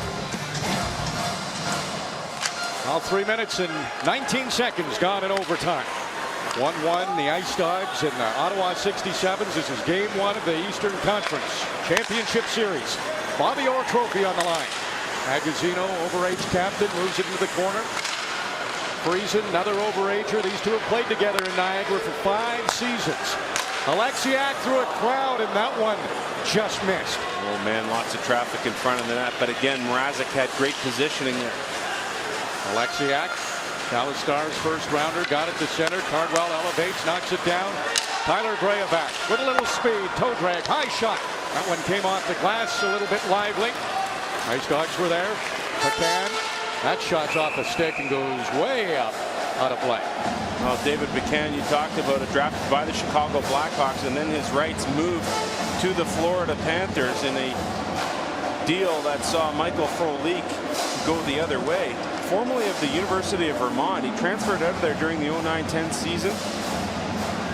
14th round pick of the then Mississauga IceDogs in 2007, one of 3 overagers on this Niagara team. Off the faceoff, Rover through a crowd. Kuhnhackl behind the net. The whistle goes. Looks like faceoff will come outside the line. Every faceoff, every whistle now so much more meaningful with one goal in the balances to decide this hockey game, and Mr. Dependable Freddie Hamilton out there for Marty Williamson's Niagara IceDogs. Dependable and dangerous if you're the 67's. Indeed. Freddie Hamilton finished 8th in OHL scoring. Brock Bukaboom, hard pass. Rover gives it to Strome. He Does a quick stick handle, drops it off for Kuhnhackl. He's standing still. Freddie Hamilton directs it in. Cody Cece's in there to get it. He'll have to hurry with Strome watching him. And now Cody Cece, one of the best skaters, gets to center. Dumps this one in. No forwards. Everybody was changing for the 67, so a chance for Dougie Hamilton to move it ahead. Another strong first pass. Strome cuts to the middle. Dougie Hamilton, crowd in front. Mrazek side. Knocked it to the corner. Cece takes a whack at it. Giftopoulos ties up Mercer enough to get that puck up. Saw that pad change by Mrazek in the Belleville series. A huge sound there off the save. Brett Ritchie cutting to the front. There's another save. It's loose. Mitchell Theoret as the overtime winner. And the Niagara IceDogs take game 1 of the Eastern Conference Championship Series. Doesn't it remind you so much of game 1 of the OHL's Western Conference Final when John Gibson was so amazing for the Kitchener Rangers, yet the London Knights still won it in overtime. Peter Mrazek, brilliant in this game. The 51st shot on goal decides at a 2-1 victory for the Niagara IceDogs, and Mrazek the first off the ice. A tough pill to swallow for Ottawa in this one. Well, it comes at 5 minutes and 10 seconds of overtime. Mitchell Theoret, the winner. That leads us to our play of the game, brought to you by Bauer Hockey. Well, anytime you get into an overtime situation, you know what the play of the game is going to be. And here, as the puck goes up ice, Theoret, little give and go. Ritchie shot, and then Theoret fights through. Jake Cardwell gets positioning on him and is able to knock it home past Mrazek and put an end to this thing. 5 minutes and 10 seconds into the extra frame. Mitchell Theoret, the 18-year-old, gets his first goal of this postseason, and it is a big one. Big smile on his face, and rightfully so. What a game. Back and forth, tons of chances, excellent goaltending. And the Niagara IceDogs, with maybe a little bit of rest as this game went on, maybe a slight advantage going toward them as Ottawa just finished that grueling 7-game series against Barrie. Well, as Bones celebrates with the rest of the IceDogs, here's our insurance goal of the game, brought to you by your local insurance broker. To score your insurance goal, your best insurance is an insurance broker. Not just the insurance goal of the game, but ensuring the win for the Niagara IceDogs. Brett Ritchie's shot produces the rebound. Mitchell Theoret there on the doorstep, and Peter Mrazek pulls that puck out of the net. He simply can't believe it after what was a 49 save performance. Well, the Ottawa 67's and the Niagara IceDogs do not disappoint in game 1 of their Eastern Conference Championship Series. It goes to overtime in 5 minutes, 10 seconds into the extra frame. Mitchell Theoret gives the IceDogs a 1-0 series lead. Connected is next.